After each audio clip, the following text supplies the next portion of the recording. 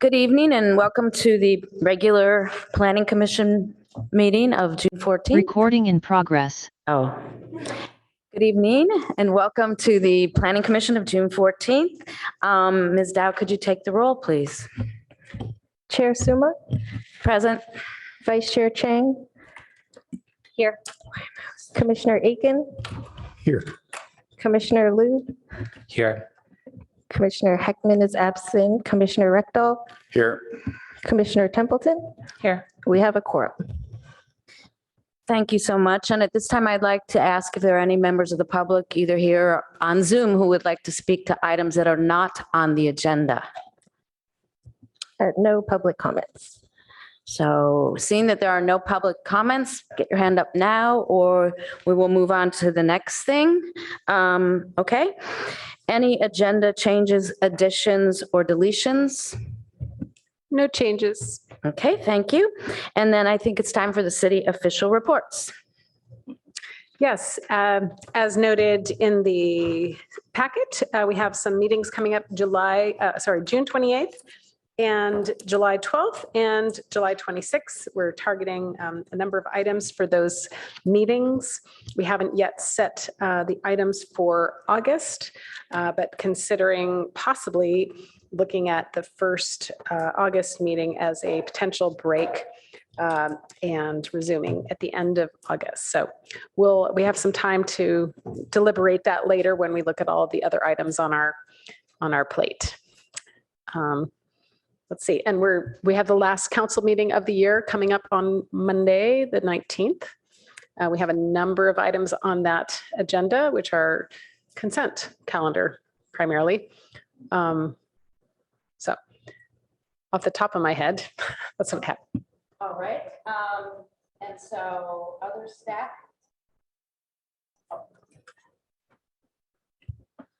Sorry. If we have other staff that would like to make a report with us this evening? Not. Mr. Ruiz? Yeah. Hi, thank you, Rafael Rios, Senior Engineer with the Office of Transportation. Just wanted to update on a couple of things. One, the Lincoln Field intersection, the safety assessment that we're in the progress of doing.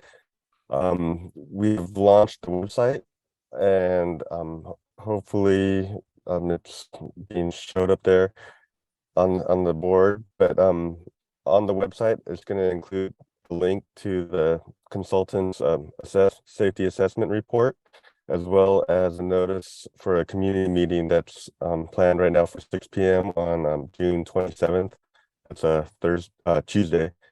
And then also on there is a form to provide input and email addresses. If you can either email or use a form on there or attend one of the community meetings, and we're looking to get input from many people on that. And then in addition to that, the upcoming city council meeting, we have a couple of items on the consent calendar, including a contract for the bicycle and pedestrian transportation plan, and a funding agreement for an FHWA safety action plan.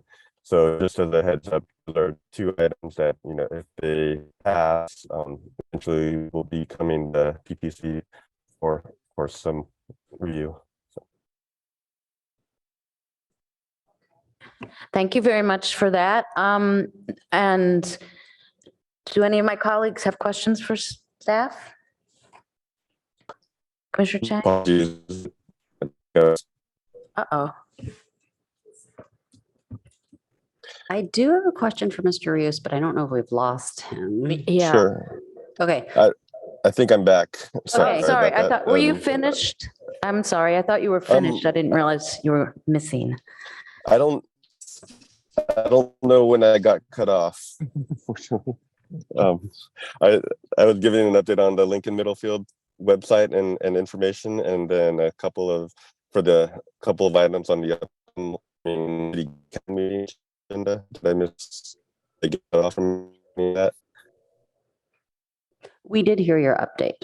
My question, hopefully you'll be able to answer it, Sure. is Were the various community members who wrote in the past regarding Lincoln and Middlefield notified that the website is up and notified about the community meeting? Like, is there a email list of interested community members that has been created? Yeah, so not yet, but we are in the process of compiling that email list. I know I had about 12 that I added to that list. We are sending postcards to the residents within a couple. So we're planning to launch the email right around the same time. So the email will go out this week for sure. Okay, great. And Thank you. I've notified a number of them personally. So some of the key folks are in the loop already. Wonderful. Thank you.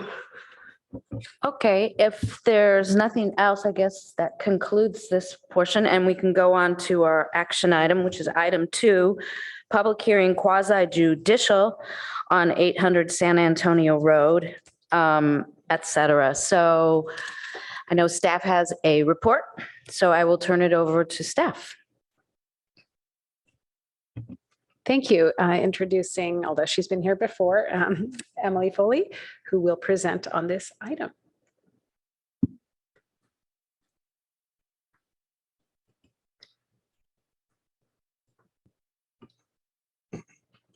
So this is the presentation for 800 San Antonio, a planned community or PHZ application. So presentation mode. Yeah. Yeah. Sorry, there was just a bit of a delay between when I clicked it, when I started talking, and when you could see it on your screen.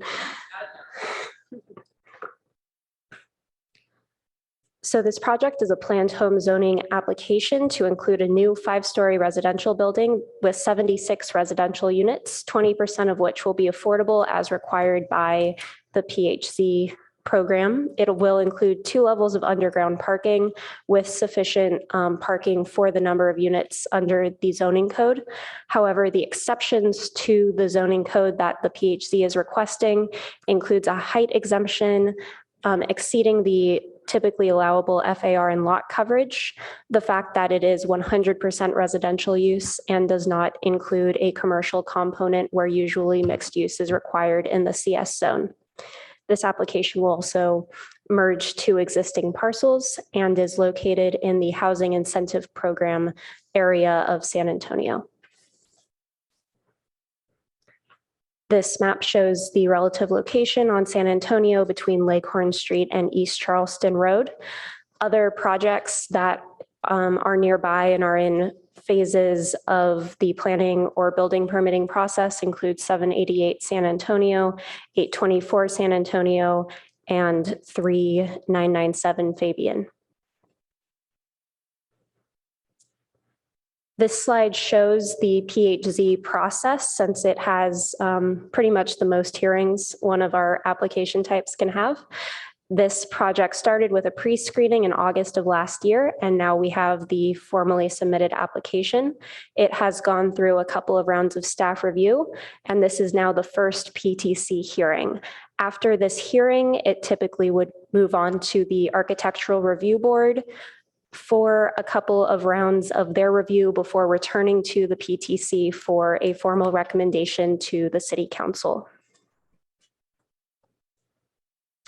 In terms of CEQA, this project is currently having an addendum to the Housing Incentive Program expansion EIR being prepared. This means we do not currently expect that there will be any new significant environmental impacts beyond what was analyzed as a part of the HIP expansion EIR, but we are still in that process. So if anything new comes up, this will change. And this project must comply with all adopted mitigation measures for that previous EIR.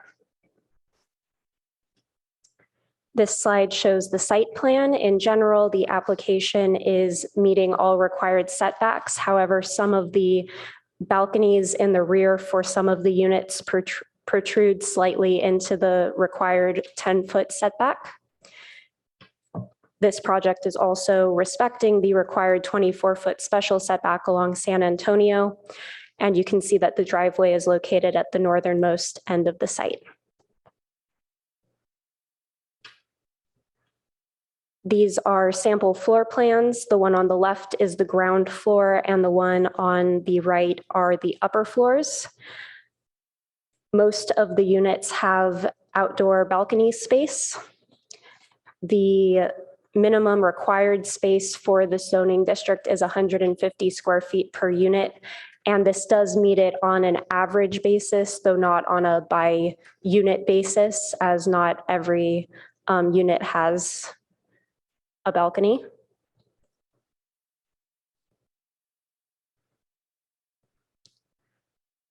The next two slides show elevations. The proposed materials include fiber cement panels, metal trim, glass windows, and glass railings for the balconies, and a material sample board is here in the chambers tonight.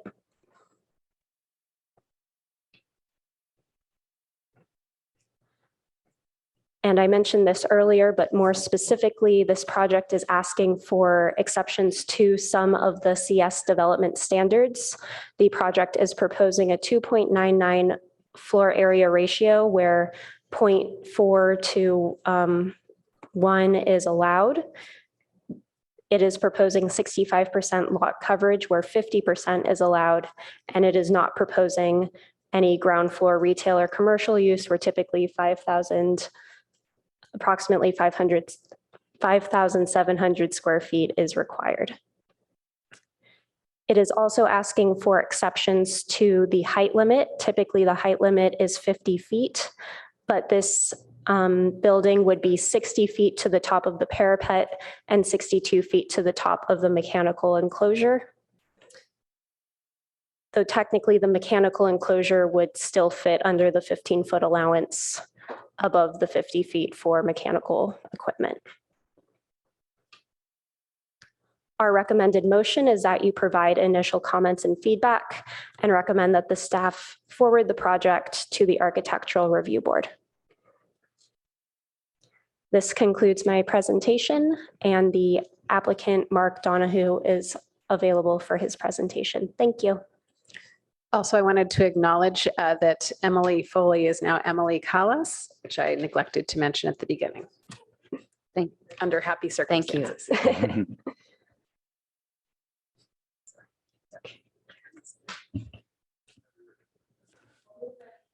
And should I do from here? Okay, great. Excuse me, it's Mr. Donahue? Mark Donahue, Mark Donahue, thank you. thank you.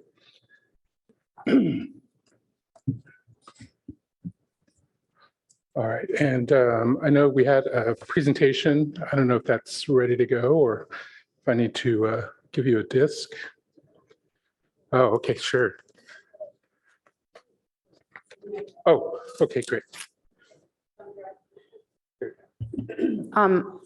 Excuse me, and is the applicant gets 10 minutes? Is that correct? Yeah, okay. Thank you.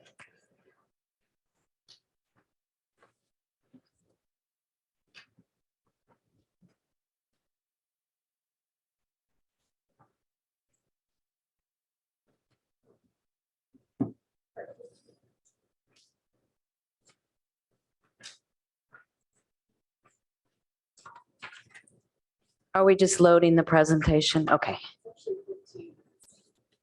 15?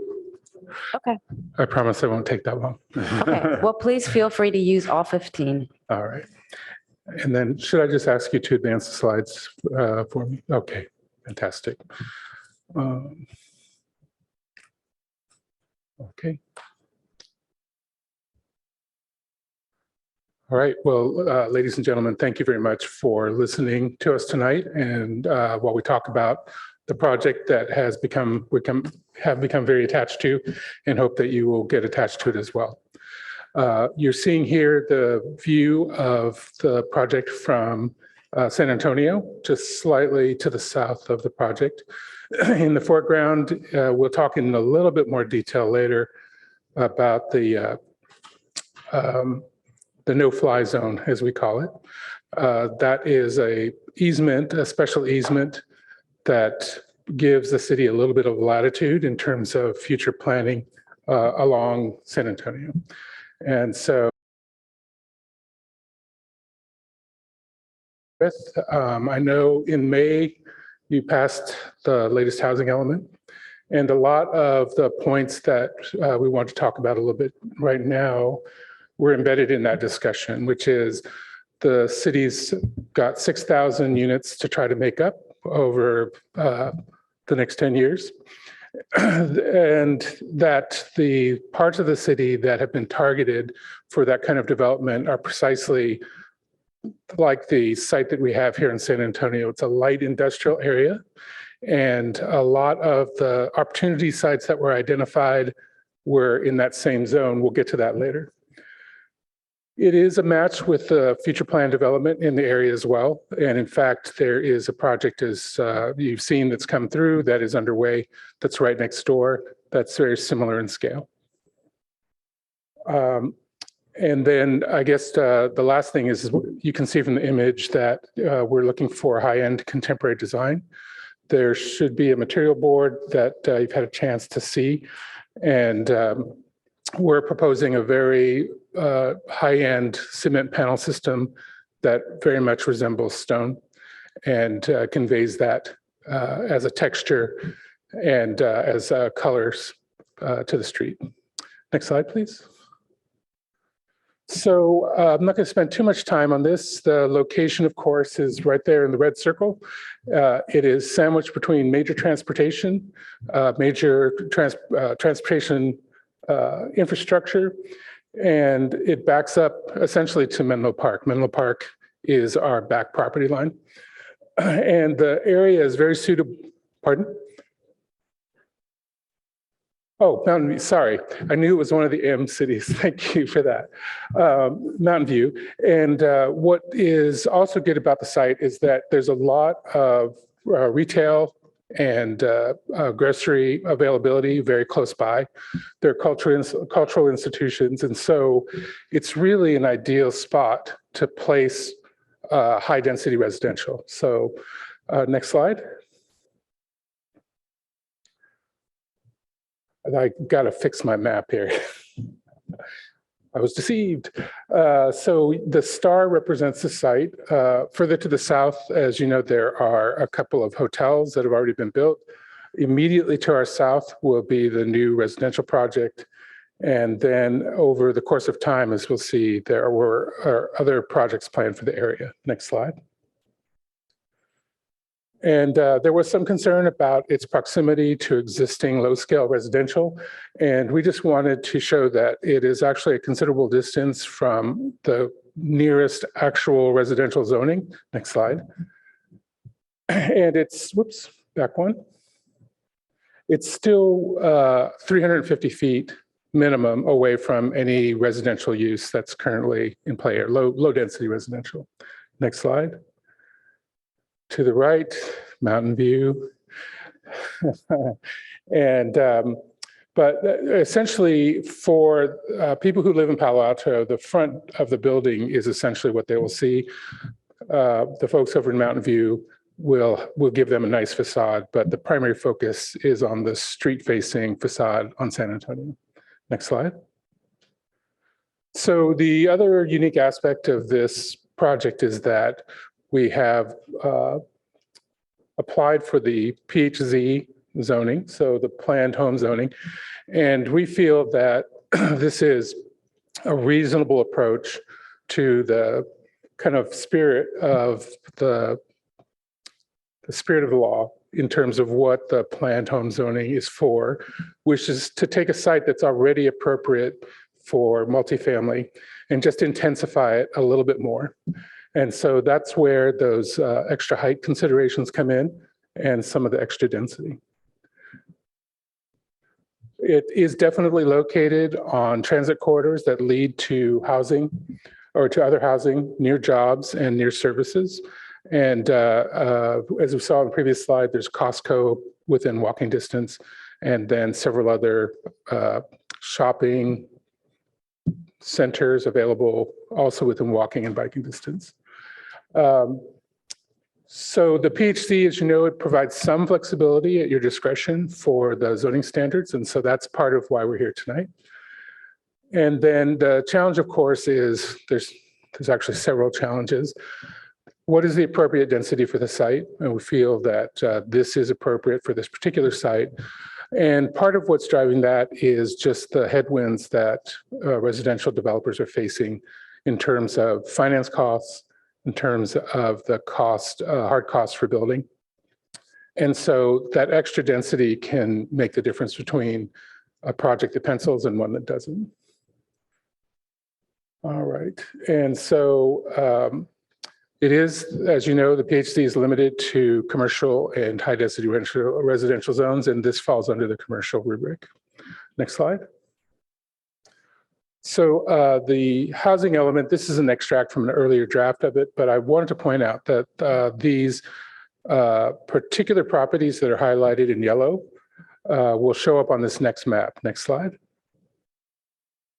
And so when you look at the aggregate of all the potential opportunity sites along San Antonio, plus the sites that have either already been developed or are going to be developed, you'll see that we are really sitting amidst a fairly large number of similar neighbors.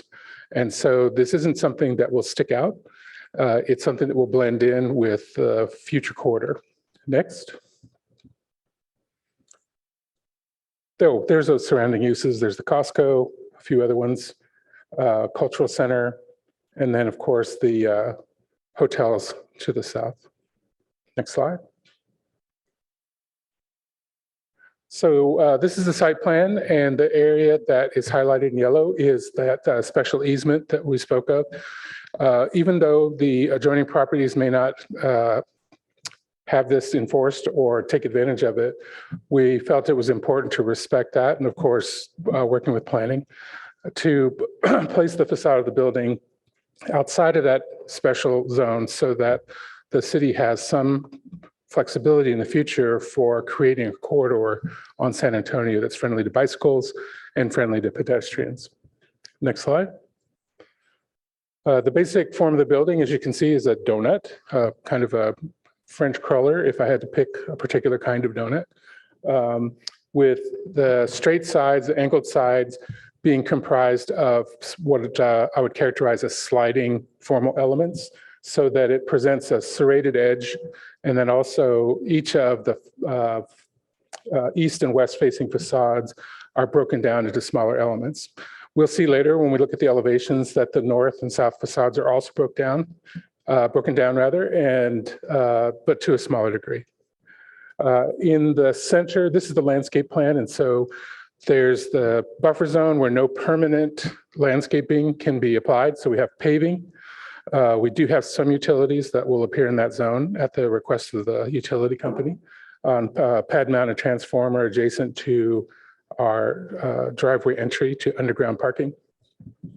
And then outside of the buffer zone, there will be some outdoor areas that are part of the building amenities here on the lower left of the page.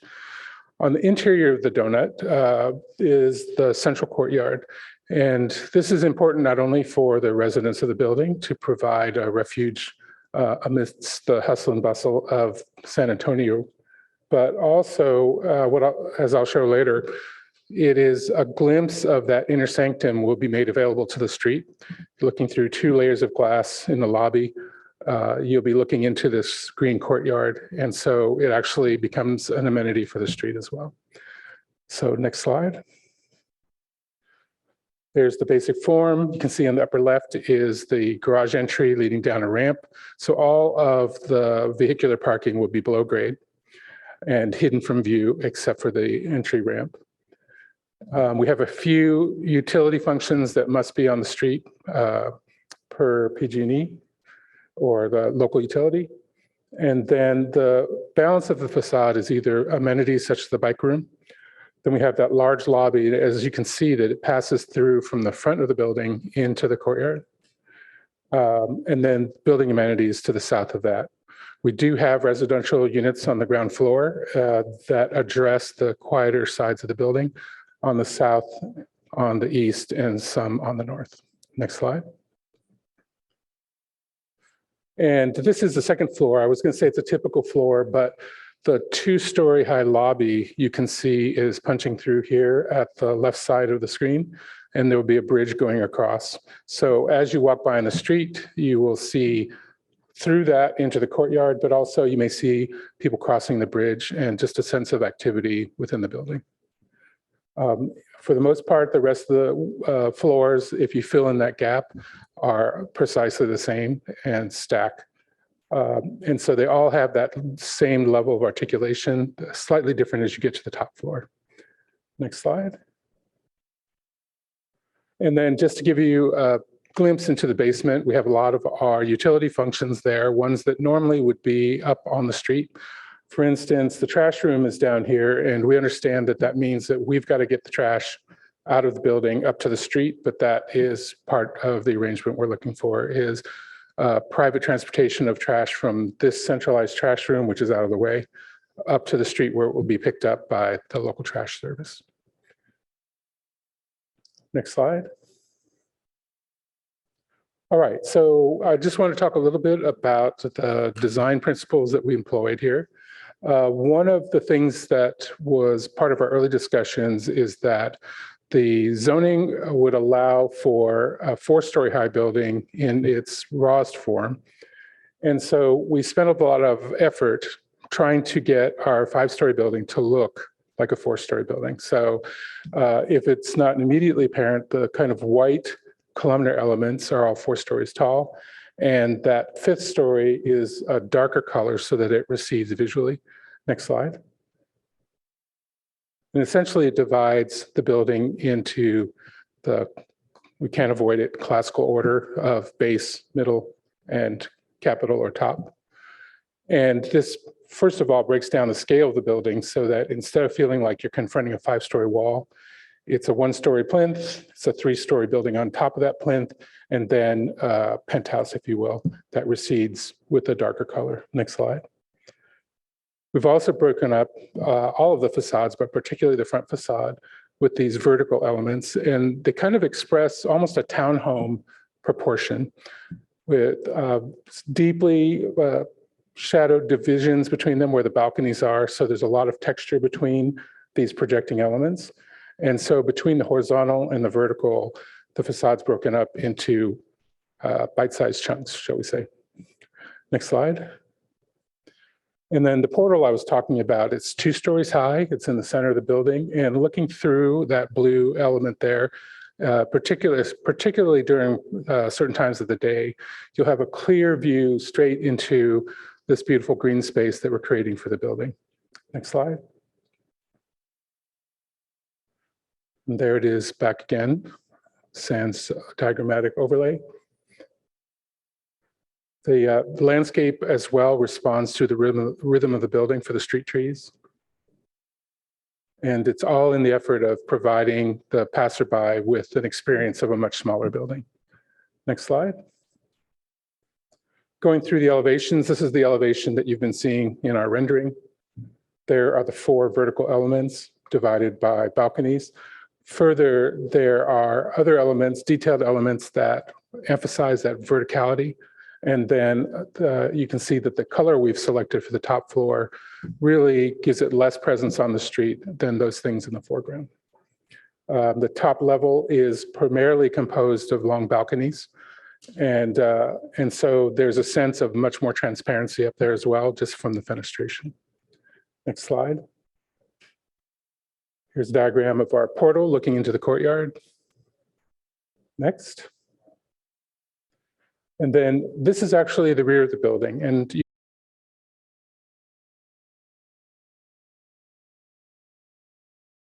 And use them on the back so that as the surrounding neighborhood changes over time, the appearance of the building from all sides will be pleasing. Next slide. Now on each of the north and south elevations, the divisions are not as small. These ones have the front of the side of the building divided into 3 parts.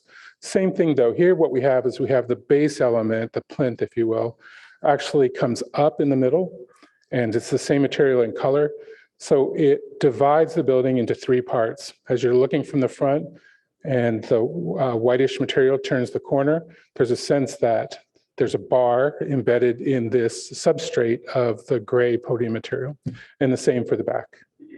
Next slide. On the other side, it's inverse, and the only difference is here on the south. To provide additional sun protection, we are proposing to have sunshades that are going to shade both the south sun and the west sun. Just a better thermal comfort, a little bit more texture facing our neighbors, and actually a little bit more privacy. As the neighboring project looks in through the windows, there is these screens that will help to block views into the windows. Okay. How did I do? That was like 3 or 4 minutes, wasn't it? Excellent. And happy to answer any questions that we can about the project. Okay, thank you so much for that. And I'll go to questions from my colleagues and then we'll take public comment. So I see that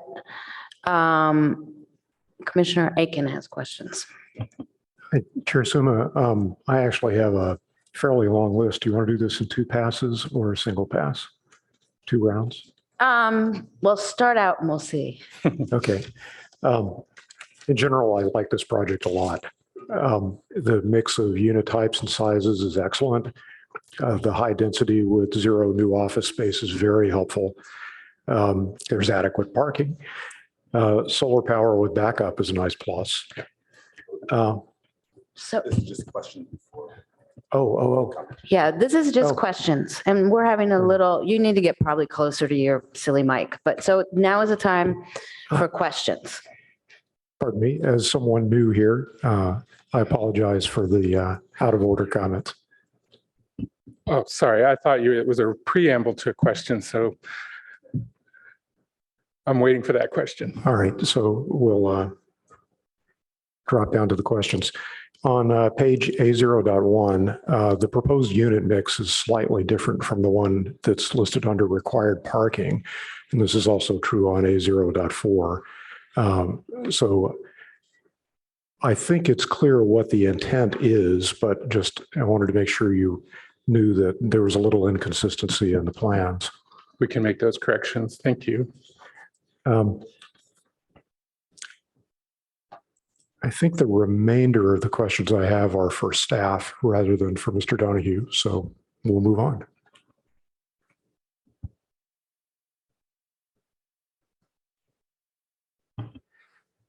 Okay, so the code section 18.38.080 parenthesis D requires projected sale or rental prices for PC districts. Do we have those?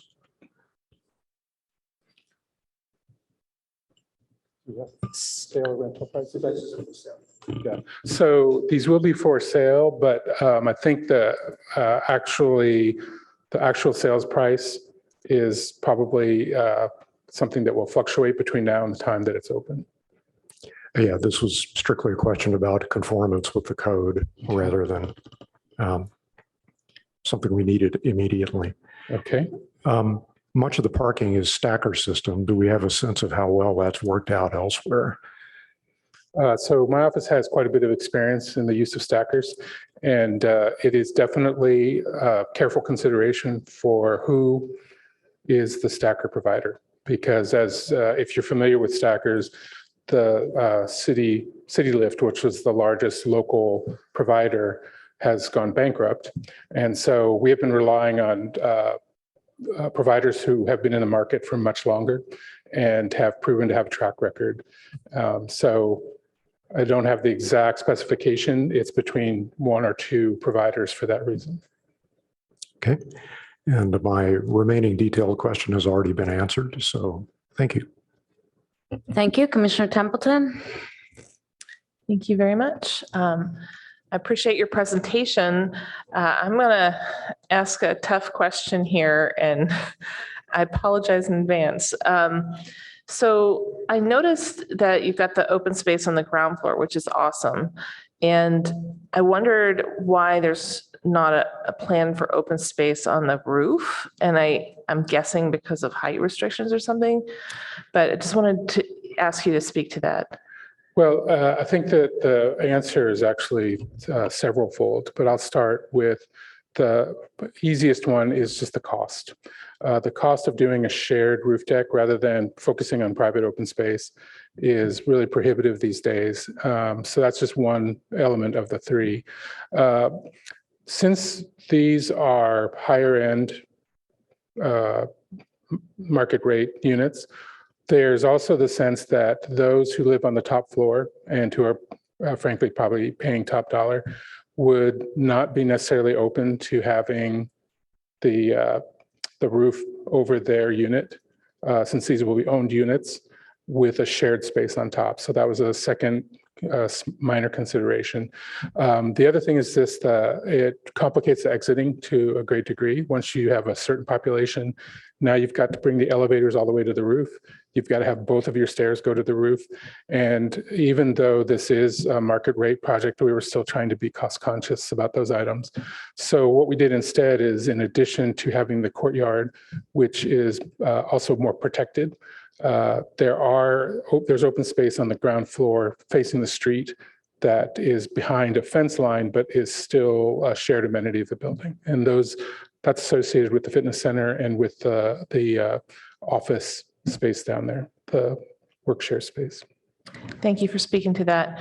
The other question I had was, and I'm sure this will go into more detail with this with the ARB, but I just wanted to ask because I'm curious. On the front facade facing San Antonio, in the rendering, it appears to be wider and taller than the building walls itself, like where it extends beyond up here. Right, the little blade there. Yeah, I wonder if you could speak to that. Certainly. So, one of the challenges we have as architects is there are certain ideas that we're trying to express, ideas about how the building is composed formally, like what's it made of. When you look at it as passerby, we have certain intentions for it. We want you to think of it as heavy, light, warm, cool. And so those little flanges at the end are intended to give the sense that these elements in the front, the white, and then there's the blue canopy elements and the blue blades, are actually embedded in a plane rather than in a block. And the real reason for that is it gives the building a sense of lightness. And the secondary reason for it is that it takes a little bit more of the street noise out of the sides of the building as it goes back. It did suit a purpose compositionally, where it gave us a broader surface to work with in terms of embedding our elements along that facade. And so when you put all those things together, we tried it out. We did experiment, of course, without it, with different conditions, and this is the one we arrived at. Okay, so there's some aesthetic principles at play. Do you think it in any way contributes to the height discussion, or are those have matching things of the matching height behind them? It's actually a very good question, because immediately behind, it's relatively the same height. It's a little bit lower because the parapet's a little lower. But in terms of the overall composition, were we to have expressed that, the overall feeling of mass of the building would have been more pronounced. And even though height is a concern, once we went to the darker material as a foil to that, we felt like we should commit to it and also make it feel lighter in massing ways as well as in color. Thank you for taking the time to explain that. Thank you. Sure, great questions. Thank you. Commissioner Chang? Thank you. A couple questions for you. So your picture on the front shows these street trees. Yes. Then when I look at the tree and the landscape planting plans, I'm not sure I was reading them correctly, first of all, because it was pretty small and my old eyes, even with glasses, were struggling. Totally understand. Bright lights. So if you look at the tree protection plan on T2, and then, I don't think I marked it properly, but there's a landscape plan also, but I think I'm just going to go with T2. Okay. So T2 shows which trees are being removed. Are there actually going to be street trees replaced? Because at least on the T2, I don't see any replaced. And when I look at on page T2, there's the tree removal summary and then the total trees to be mitigated and trees to be planted. And when I count up the trees that are to be planted as part of the project, I only count the 6 that are in the donut hole. I see. Yeah. You know, I'll be honest, the landscape architect is not here tonight. And so it is a question that I will have to study before I can answer. I would hate to answer incorrectly. The discussion as it has proceeded thus far is that we're going to have street trees because it's a requirement of the streetscape design. But the fact that you're not seeing them is giving me pause. Okay, because I do have additional questions regarding the tree replacement and tree removal table. Yeah, so I was concerned because it looks lovely with the street trees there. doesn't it? I'd be very concerned if there were no street trees because it would look rather like a concrete block without the street trees. And I didn't see them planted. And then when I looked at the kind of trees to be removed, the quantity that are required to be mitigated, and then the actual quantity that are actually going to be planted as part of the project, the quantity required looks like 28, and then the actual trees to be planted is 6. So then I had a question for staff, which is how does that work? It looks like there's a fee that's paid. Right. So as a part of helping to streamline projects, there are still certain staff comments that have not been fully addressed yet. I don't have it up in front of me, but there are some urban forestry items, just generally speaking, that will need to be addressed. But on sheet A 1.1, it also shows 4 proposed trees in the front setback, but I've noted down just in general the consistency issue, so that will I see. be Great. incorporated into our comments. Okay, and then I guess a follow-up question for staff. So what happens, I mean, it's more of a city issue, but if we were to say, put a bike path where those street trees would be, then we would have to figure that out, right? I mean. Yeah, I mean, a simple answer is we would figure it out. Okay. And then I guess a question for Mr. Donahue. Donahue? Okay, Donahue. Is there any, like, I understand the need to, there's just I understand the desire to maximize the FAR here. It's wonderful how much housing is being built. But when I looked at city councils, or I looked at the city council minutes for the pre-screen, there was a lot of concern about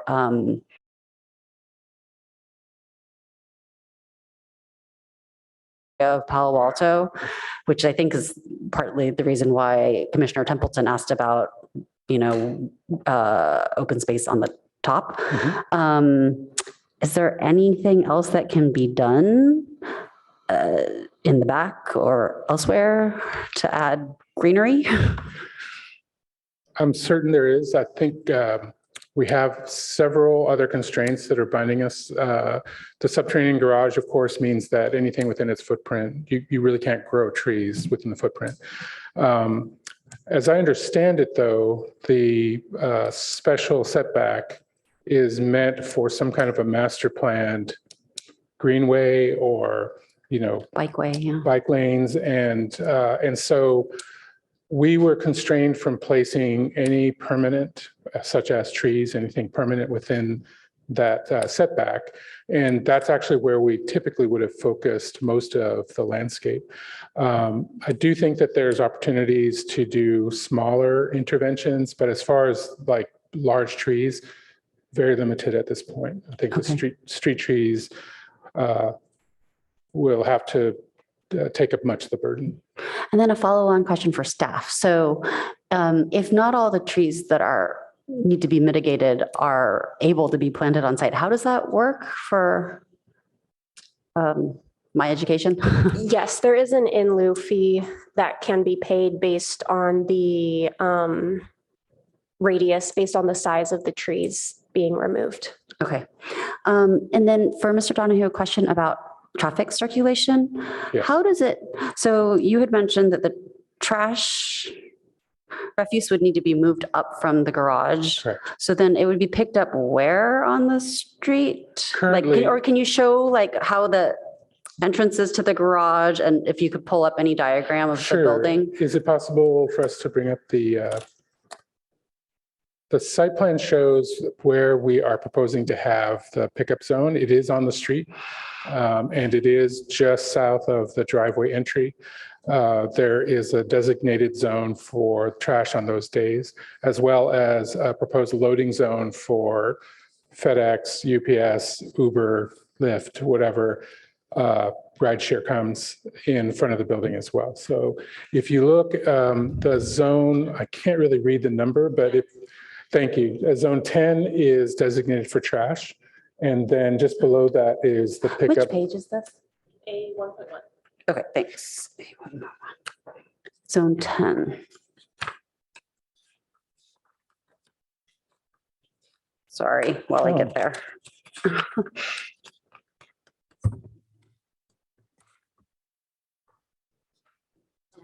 Okay, great. Thank you. Thank you. Thank you. All right. And then, one more question about there was a comment in the staff report about the rear setback and how the balconies encroach a little bit on the rear setback.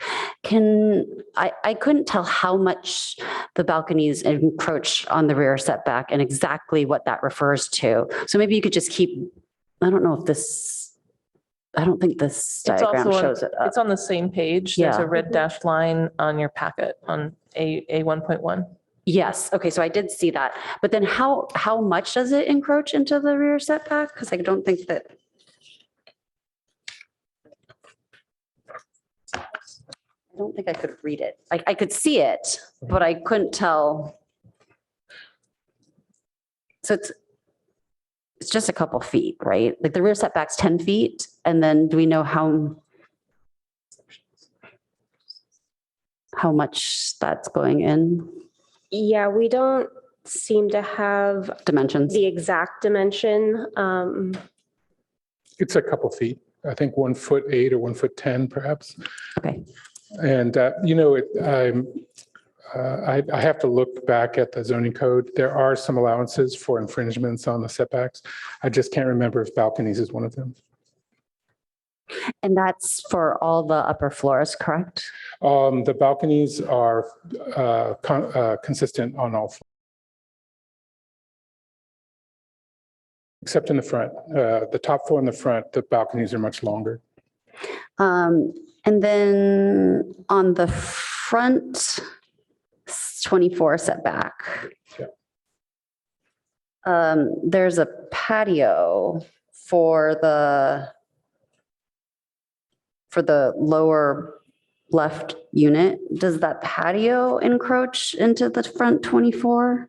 Are we talking about on the ground floor and the The upper ground floor, levels? yes. Yeah, ground floor, those do not encroach, and those patios are associated with community rooms rather than a unit. Got it. So, yeah. Okay. And then final question, I believe, is so for the BMR units, those are also intended for sale. Is that correct? Correct. Okay. Question for staff. How does that work with respect to for BMR units? So if somebody buys into a BMR unit and their income increases beyond that, do they have to leave?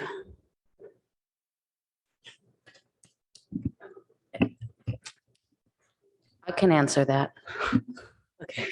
Yes, because somebody, and usually we use Alta Housing to do this, has to verify income every year. So it's kind of tricky, actually, to be honest. Is that right? Yes, we do use Alta Housing. And I mean, I don't think they'd be kicked out, day one if that were to happen. I think there's a grace period of some sort. That I'm not sure of, but they do have to income verify, but also Albert is here. on. Yeah, sorry. So I do know that is the process for rental units. I'm going to have to verify how it works for ownership units. So I'll get back to you on that. Okay, thank you. Sorry for the long list of questions.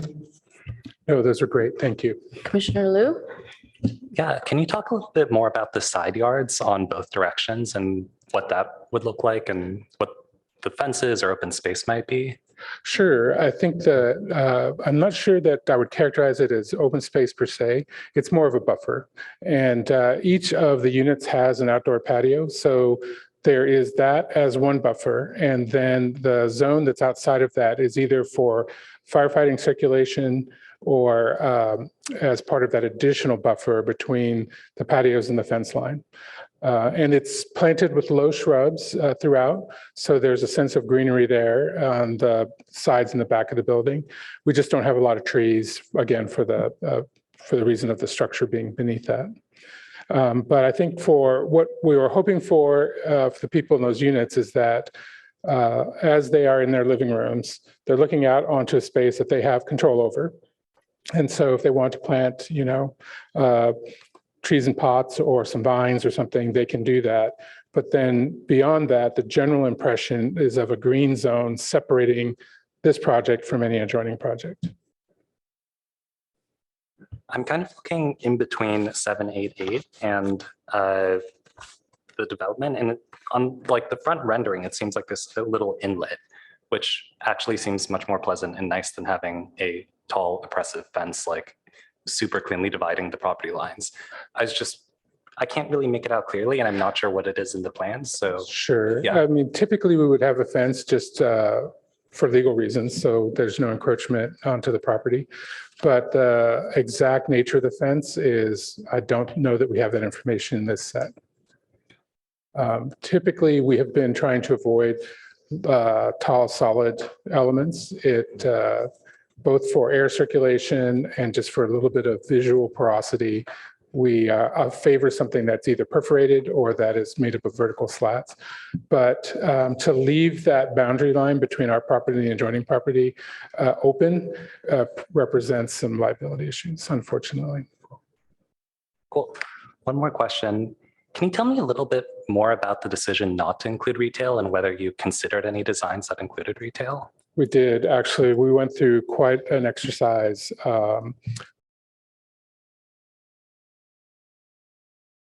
Committees that we've met with. And so my office does a lot of retail.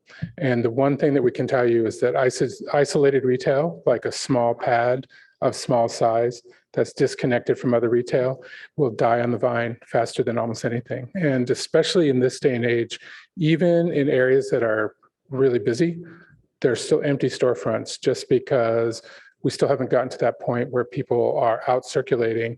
You can imagine, we talked a lot about having a cafe that the building occupants could use and that the neighborhood could come to, but the actual reach that a cafe, even a small cafe, has to have in order to survive financially is much, much larger than just a building or a few buildings. It's really entire neighborhoods. And the most successful retail will be where there's already people going for other things. We do have an example of a fairly well thriving retail center not too far away. So when we weighed all those considerations, it seemed that if we really want this to be a space that's active over the long term, then it should be a use that the building users have where there's people populating it at various times during the day, that it's an amenity to the building, and then let the local retail take care of some of those, to take care of that particular aspect of life on the street. Commissioner Templeton? Hi, thank you. It's been a good discussion and some other questions I forgot when my first round came up, so I just want to get through them hopefully pretty quickly. The first question was about the garage. Do you know, I apologize if it's in this packet and I missed it. What is the approximate elevation of the site? You mean above mean sea level? Yes.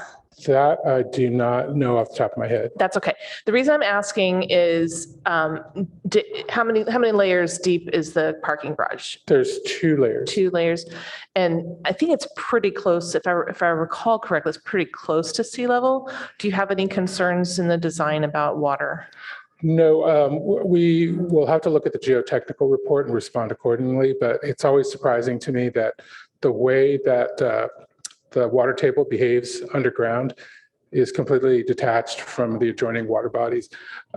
This constantly surprises me that except in areas of alluvial deposits where it's porous ground, depending on the density of the material, depending on what's between you and the shoreline, sometimes someplace you would expect the water table to be pretty much at the surface, there is none. It just is beyond the borings. But sounds like you've thought about it, and that's probably enough for me for now. Let you and the ARB deal with the rest, but that's definitely something I want to make sure you're thinking about. And then thank you to Vice Chair Chang for her comments about the setbacks, because I'm just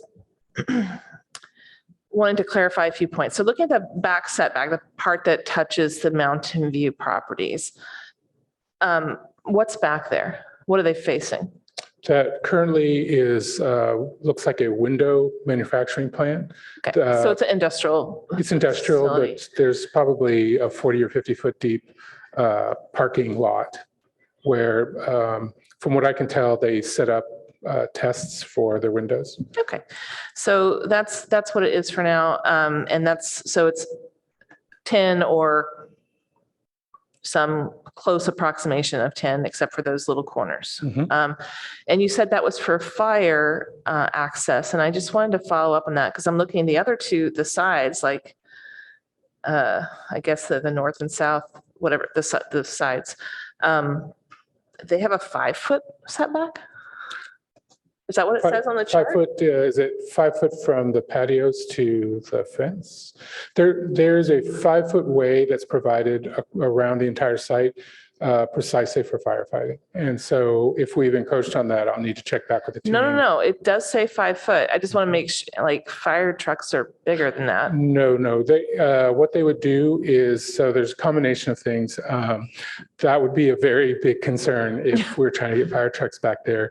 There's several things that you can do in terms of where the apparatus is located and how you fight the fire. Part of what we're using is we're using a higher intensity of fire resistance in the construction. And so you get some passes on that. It's not like this thing is made of, kindling and it's going to go up very fast. Which I never suggested. No, of course. But I guess that's maybe a little bit dramatic, but it is, the idea is that you design a building that has certain elements that are more highly fire rated, so there's more time to fight the fire. Most of what we're contending with is how far are you from the pumper truck? And the limit is 150 feet. And so typically we do a hose pull test, like we'll graphically do it and go through it with the fire department. At the end of the day, if they don't permit us, if they don't allow us to get a permit, then we'll have to make adaptations that meet their criteria, and they're very conservative, and we are fine with that. Okay.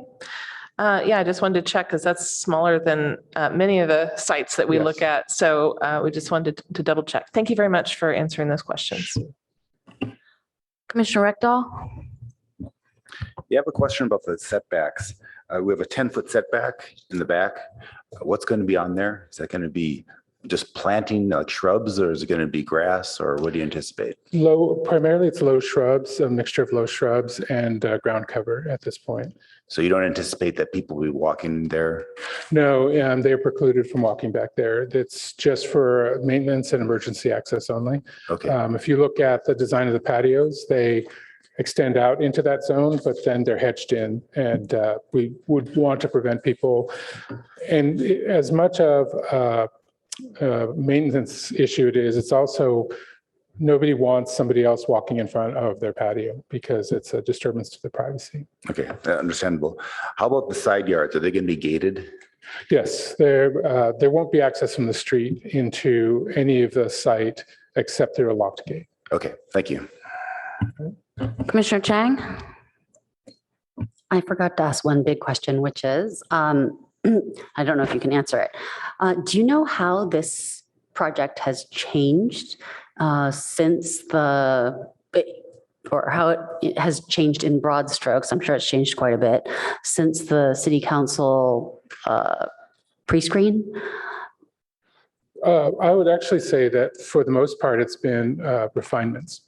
That in general, when we talked to the city council, they were generally supportive. There were comments. I think if you read the minutes, you know that there were comments and concerns. But seemingly there was an understanding that this site is a good site for this kind of project. And within that context, we have been making those refinements, responding to comments from planning and from the other departments, and we'll continue to do so until the entitlement. Okay, so then very specifically, the consistent feedback I heard from all the council members was about deeper affordability. So can you speak to how that has changed in what we see now versus what was initially presented? As a matter of fact, I believe, and I'm just going to check, it's like one additional unit. So we've actually added one more unit to the affordability matrix on the below market rate side since we talked to the city council. And actually it's precisely because of their feedback that we did it. And really, as a matter of percentage, going slightly over that required percentage, just to make the affordability available to that one more household. Do you have a matrix? I had to kind of construct my own,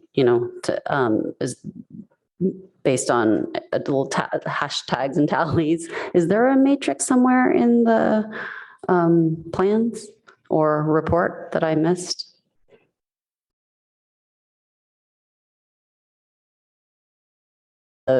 Percent affordability. There's a numerical list on A0.1, if I remember correctly. Oh, okay. Yeah. I did a little tally. Yeah, I couldn't read. So affordability has basically remained the same with the addition of which unit then? Well, so one of the other things that's changed is the location of the affordable units, based on feedback again from planning staff and from city council.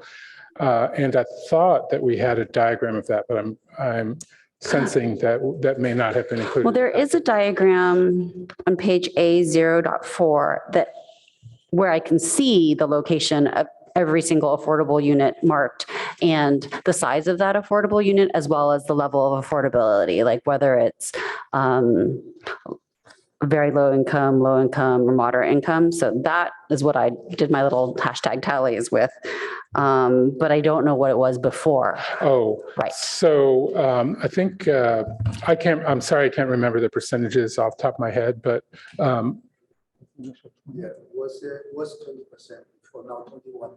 Yeah. Yeah, we go over the requirement. Yeah. So we were meeting the requirement before, and then after the city council's comments, the decision was made to exceed the requirement. Okay. And then do you know what level of affordability it was before? In other words, was it all 80 to 120 AMI and now it's deeper affordability or? I just said, sorry. I couldn't remember exactly before we presented to City Council a pre-screening meeting, but after we work with the planning department staff and the recommendation and the communication, so we put more percentage to lower income, that direction. Yeah, okay. Overall. Yeah, okay. that was a direction change. Great, thank you. Thank you. That's exactly, I just want to make sure we were responsive. Thank you. I see our city attorney. Did you have? I just have an answer to Commissioner Chang's question earlier about how the ownership program works. Thanks. Alta Housing does an annual check for owner occupancy, but there is no income re-verification for ownership units. The only requirement is that you're eligible when you purchase the unit, and then when the unit is sold, it's sold at that affordable price again. Thank you for that. I'm not seeing any other lights, but I have a few questions. Do all the units have private outdoor space, meaning balconies in this case? Yes. They do. Okay, so I heard two different things. And then the garbage and loading area are in the public parking part of the street. Is that correct?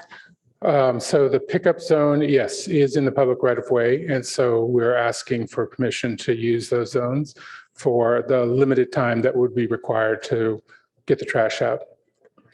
Okay. And if I can just add, staff has not yet approved the specific trash pickup plan. It is likely to change. And the loading, okay.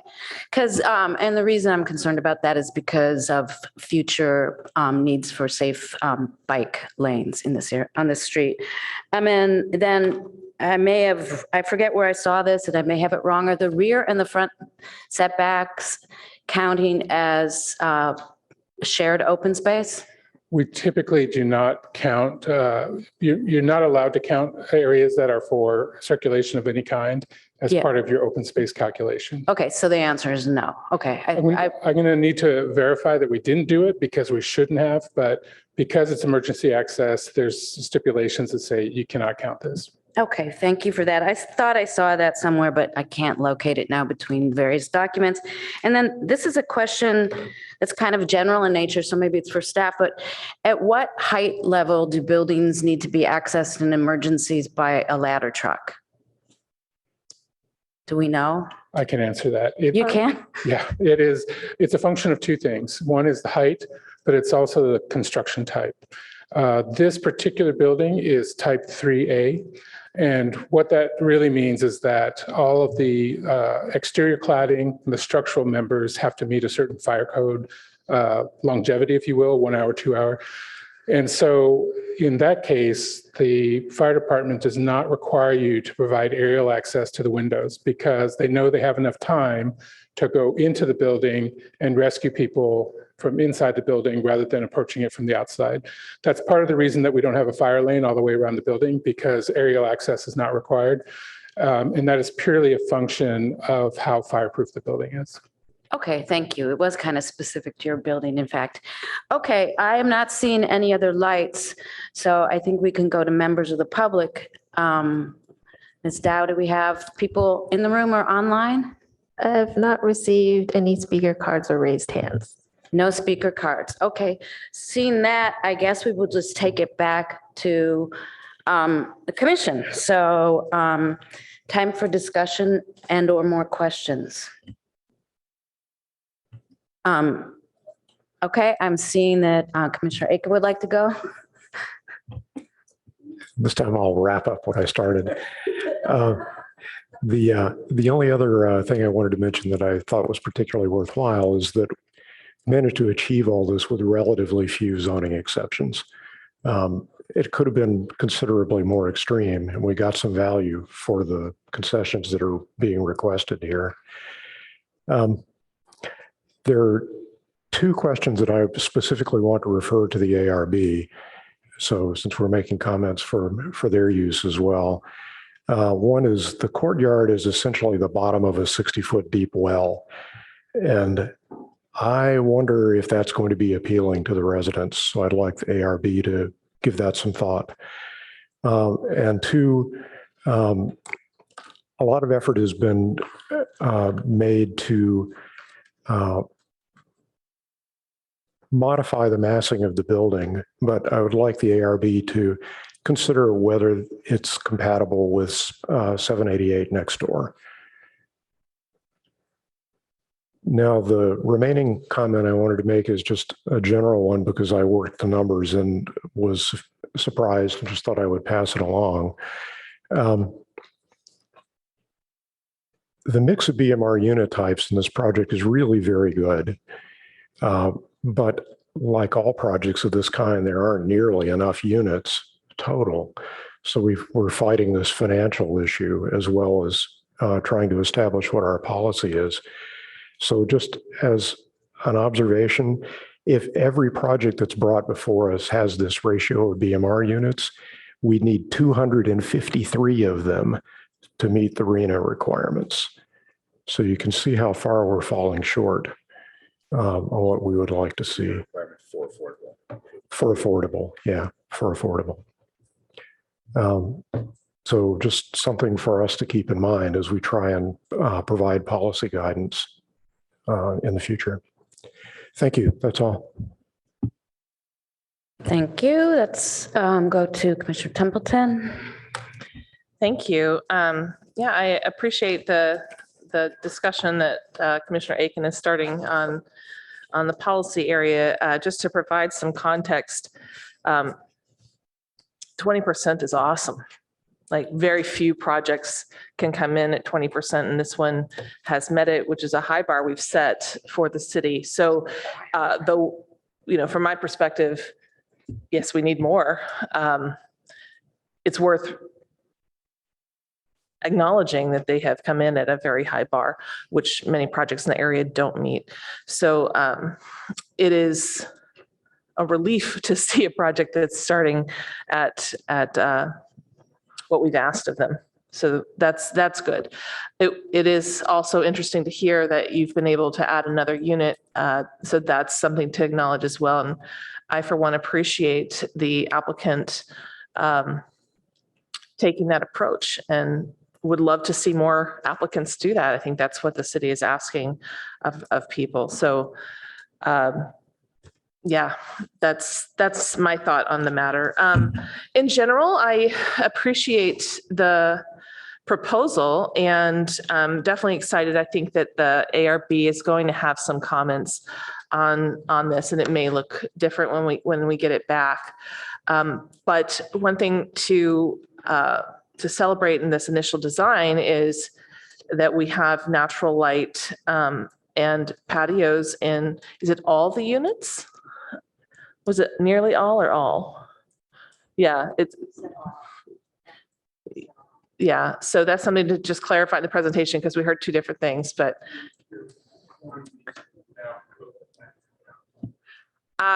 Only if you want us to look at it next time, but I'm just celebrating that it's nearly all or all. Let's start there for now.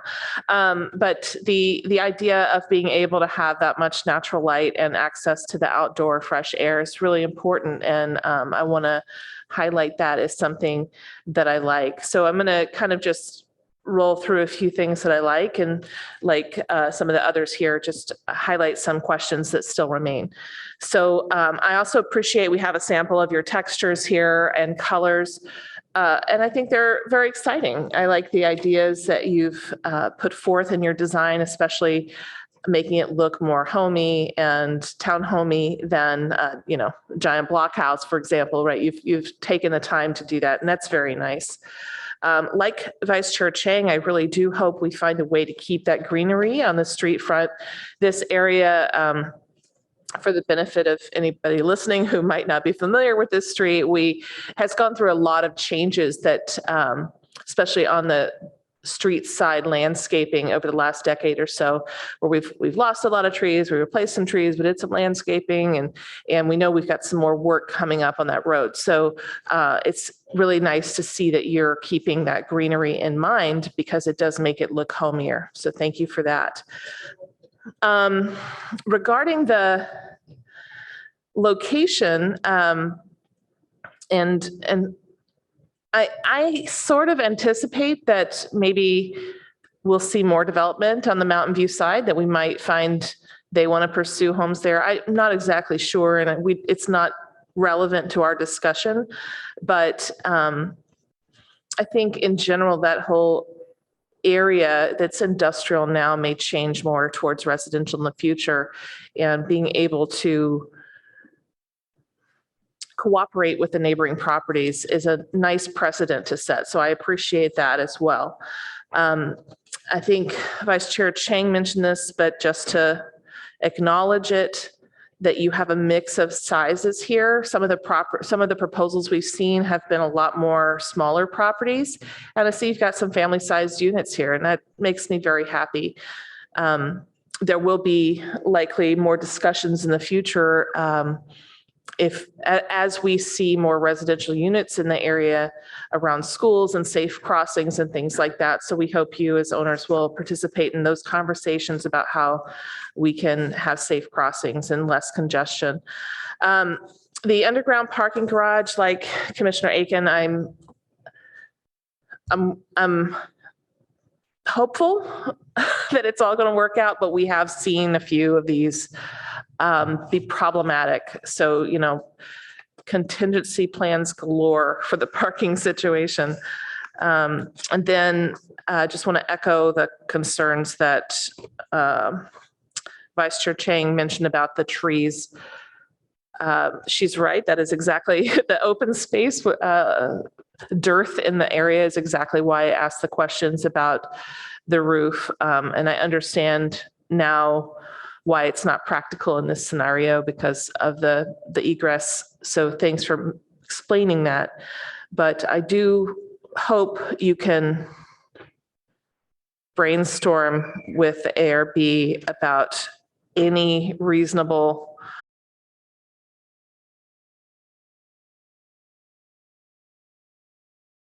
cost or height issues, although I realize that's a bit much of an ask. So in general, I think there's a lot to celebrate in this proposal. I'm very glad to be reviewing it and not as apprehensive as some of the proposals we've seen. So I can tell that you've put a lot of care into addressing the needs of our community, and appreciate you bringing it forward. So that's my comments. Thank you. Commissioner Chang. Hi. I too was really pleased when I looked at the size of the units and the affordability table once I created it, because I didn't see it on my own. And really, really pleased to see that there were 7 units set aside for very low income, so 30 to 50% of AMI, and then another 5 2-bedrooms for 50 to 80% of AMI. So that is fantastic. And then pleased to see that there are 2 3-bedrooms, so family size units at 80 to 120, and another 2 2-bedrooms at 80 to 120. So that's, and when I always do this analysis where I look at what income that actually represents and whether that would actually mean housing for teachers, or, is it truly affordable? And those would truly be affordable. So it would still be difficult, but it's within reach. And so I was really pleased to see that. I was also pleased to see that the bike storage was on the ground floor, because in the garage is just, unless there's good elevator access and everything, it's not really feasible for what looks like families are going to be here, and likely kids riding bikes. So really glad to see that. Also glad that when I kind of asked the questions about the patio encroachment and the rear setback, that it's a very slight encroachment, because as Commissioner Templeton mentioned, I do foresee that in the future, it's likely that on the Menlo Park, now you've got me saying Menlo Park, that on the Mountain View side, that there's going to be residential development there as well. And so it sounds like there's going to be a decent amount of space if on the rear side that there's also a patio or a balcony that it won't be balcony to balcony 5 feet apart. So I think that's looking good there. And I think that this location is the right place for some added height, because it's not overshadowing much lower residential neighbors. So I think that that's really important. The things that make me a little bit nervous are this area of Palo Alto is a bit of a urban heat island.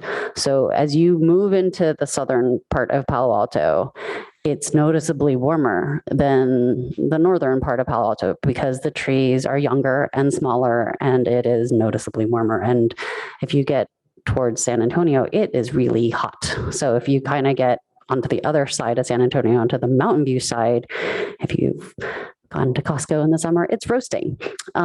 It's really hot because there are no trees or very few, and so I don't know what we do about that, but I think this is like a larger question and a larger planning question for us as a city. I'm not quite sure how we solve this problem because if we want this density, I don't see where we necessarily put the trees, but I want to see if there's any way to creatively make it cooler. So I didn't look at the roofing materials and, you know, green roofs, cool roofs, what you can do there. But we want to make sure that this part of Palo Alto and Mountain View isn't roasting hot and a fundamentally different place to live for all the many people who are going to be living here. And another concern I have is if we put so while it's within walking distance of Costco, I don't think anybody can realistically walk with a Costco size toilet paper bale. So really you need at minimum a bicycle, but that's also difficult. So what I'm saying is that this is a transportation, it's difficult on San Antonio. Transportation is difficult. And as I think about school-age kids trying to cross over to get, this is a PAUSD, the people living here would be going to PAUSD. And as I think about them trying to get to where our schools are, they'd have to cross San Antonio. Ideally, we're going to have bike lanes there at some point. We as a city need to plan to have bike lanes there. And one of my concerns would be that if our loading zones, you know, for trash, for FedEx delivery are in the bike lane, if we eventually have a bike lane there, that could present a real problem. So I worry a little about like long-term circulation impacts for this property, as well as every single other property that may be developed there. And then finally, while I think that affordability is amazing, if I sit there and actually do the math, this is, you know, we're already getting a lot. But my understanding is that when we take, say, something like 20% affordability, or in this case, 21%, we're supposed to evenly divide the number of units. So if there's 15 3-bedroom units, our goal usually is then to have 20% of those 3-bedroom units affordable. Is that correct, staff? Yes, I need a second to see what the comments were. And I understand though that we are going for deeper affordability here, so maybe there's some negotiation there. Yeah, so in our review, we determined that they do need to change one of the 1-bedroom units to a 3-bedroom unit to meet the affordability mix. Great, because that was exactly my concern too, is that there's 15 3-bedroom units. So then doing the math, one more 3-bedroom unit should be affordable. So yeah, great. Thank you. Commissioner Rectal? I have a couple more questions here. I'm looking at L1, and up near the driveway, there's drivable grass. Can you explain the reason? Can the applicant explain the reason for the drivable grass near the driveway? So I believe you're talking to the area that is immediately to the south of the driveway. Correct. Yeah. So that's part of our stormwater program. So inside the perimeter of the garage, there's no chance for us to infiltrate the ground. Since we're required to have a plaza in front of the building, a portion of it is designated as permeable so that that water can reach the soil. Okay, so it's not so much that you're adding drivability to grass, but you're adding grass to a patio or plaza. it's really a way of doing a permeable plaza element. Yes. Okay. I have also a question about the stacker. How reliable are stackers? I don't have a feel about that. Is it, they break down once a year, once a month? What? No, I think the track record is depending on the brand that you buy, they're actually fairly simple devices. They really comprise a motor and a cable that lifts, and it seems really implausible because cars are heavy, but in fact, they're not that heavy compared to other things. So the more reliable lift systems that we've seen, there may be a maintenance call every couple of years. And, and usually if they're worth their salt, they have on-call maintenance crews so that they're there in a couple hours. You can imagine if your car is stuck. Yes. That gets people very excited. And so we have definitely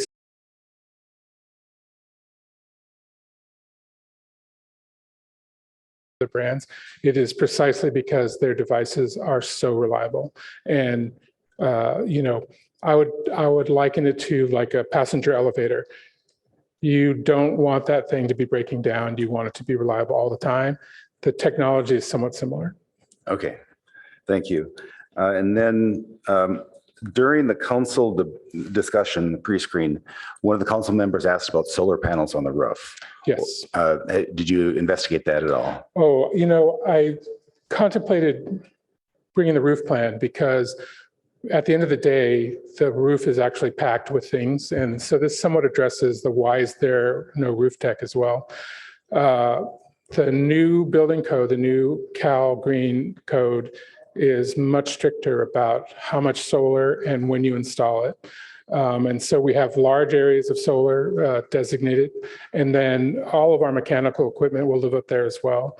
We're using a very efficient system, a variable refrigerant flow, which is highly efficient. It allows you to do multitasking with the energy.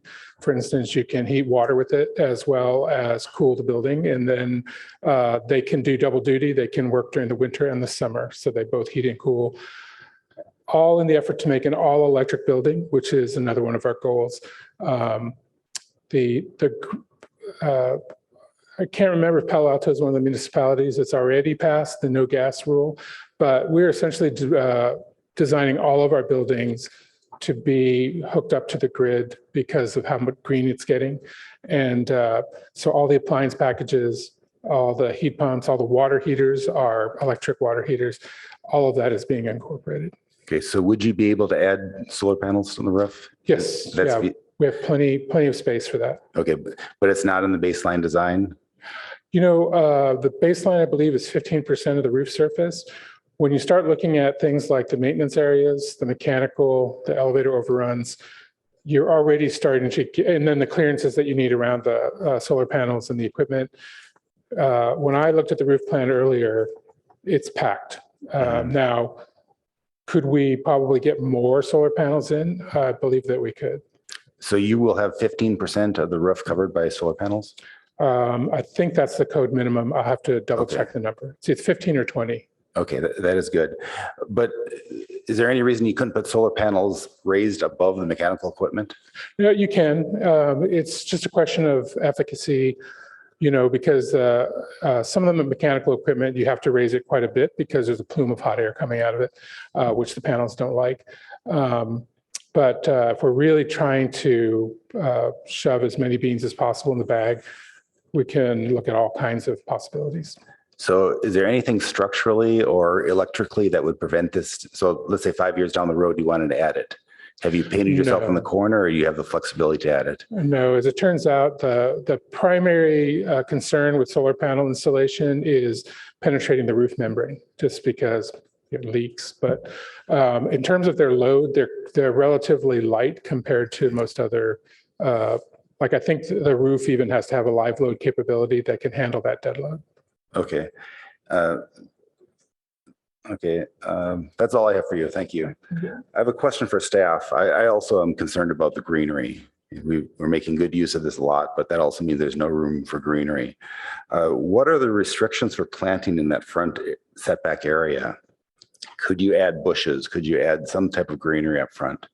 or can you not plant anything? Yeah, there's allowance for vegetation. I think when it gets to be problematic is when there's trees that, start to send roots. If you're putting basements and such nearby, you have to be careful about all that.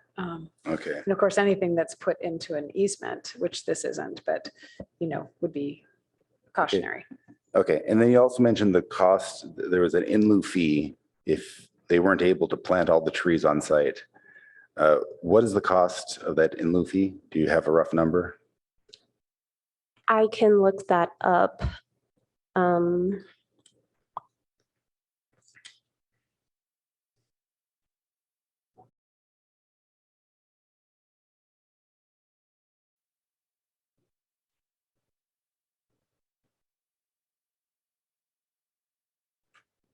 It's something that would be in the tree technical manual. It's part of the urban forestry department regulations rather than planning. So I'm less familiar with where to go looking for it. Okay, I don't think we need to know it now, but next time it comes back, I would like to know how much that costs, because that's a policy issue also. If that price is too low, then we're really encouraging people not to plant trees. But okay, I'll hold my comments and let everyone else have a shot at first. Commissioner Liu? Well, yeah, I'll just make some quick comments. I really like the project for all the reasons other people have mentioned, and just I hope we can build housing there soon. A few specific comments.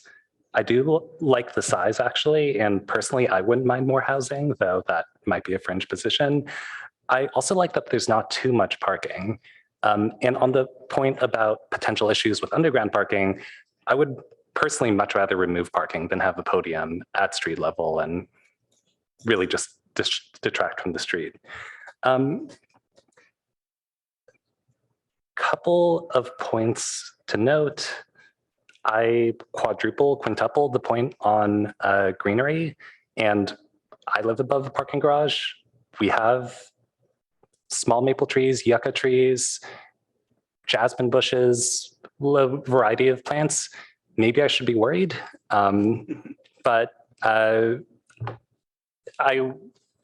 think reconsideration of the landscaping would be great, especially in the area out front where there are a lot of low-lying shrubs.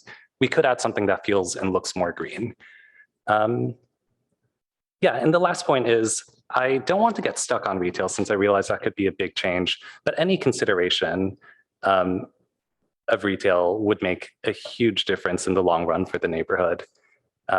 It really needs more third spaces and retail that's not giant big box stores or chains.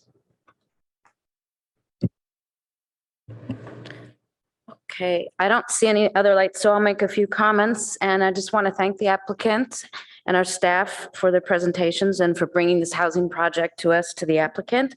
And there's a lot of good in that, but I have some questions and problems. One thing, and some of this is for staff and our process, and some is more for the applicant. But one thing is, I think all the bike storage is in the bike room in front, 76 spots. That strikes me, and I didn't see, but maybe there's other private storage area for the units, but I didn't see it in the plan. And that strikes me as a very limiting number of bicycles, especially since you're good enough to provide family-size units here. I don't know where anyone else would put their bicycles.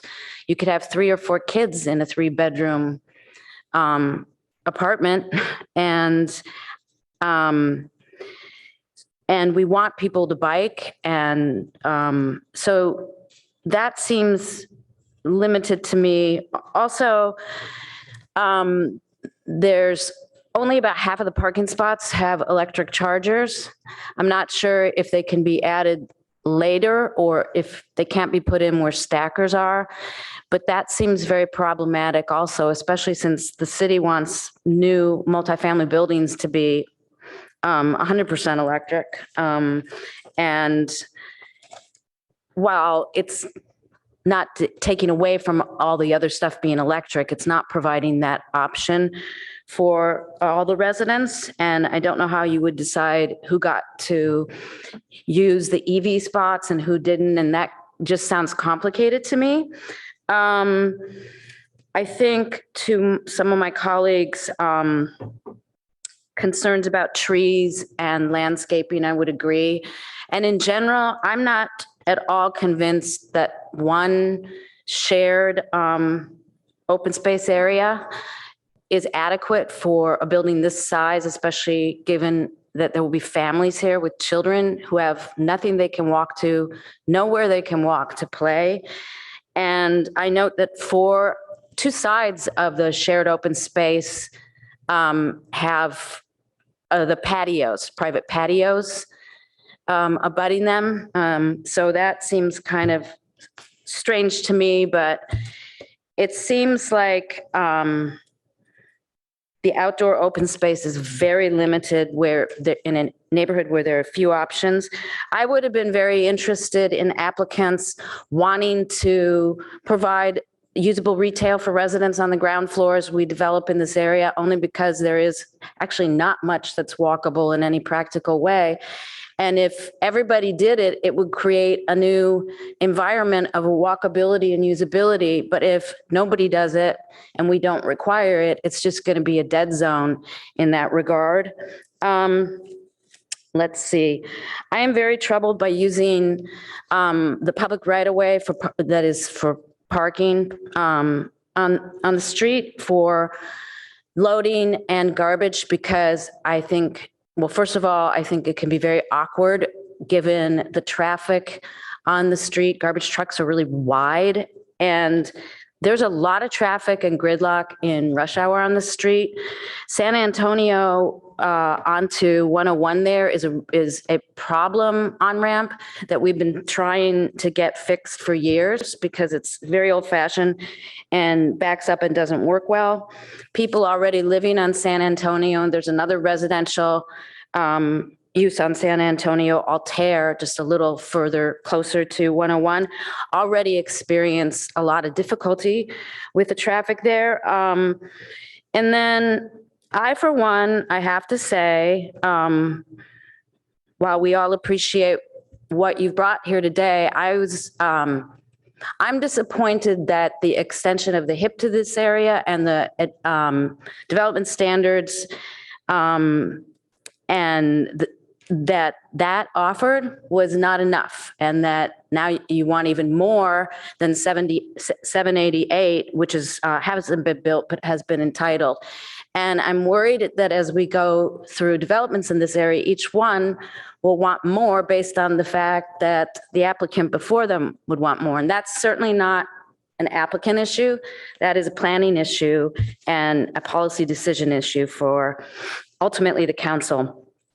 Some of my questions have already been answered.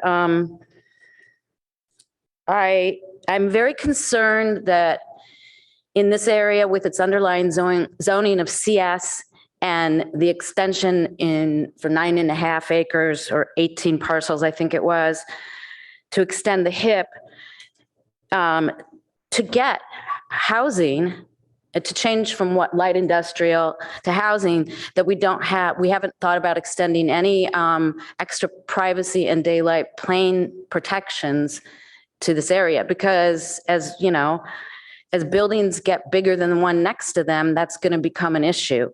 I find a 5-foot side setback to be unreasonably small, and I think the project would be more successful with more open space around it.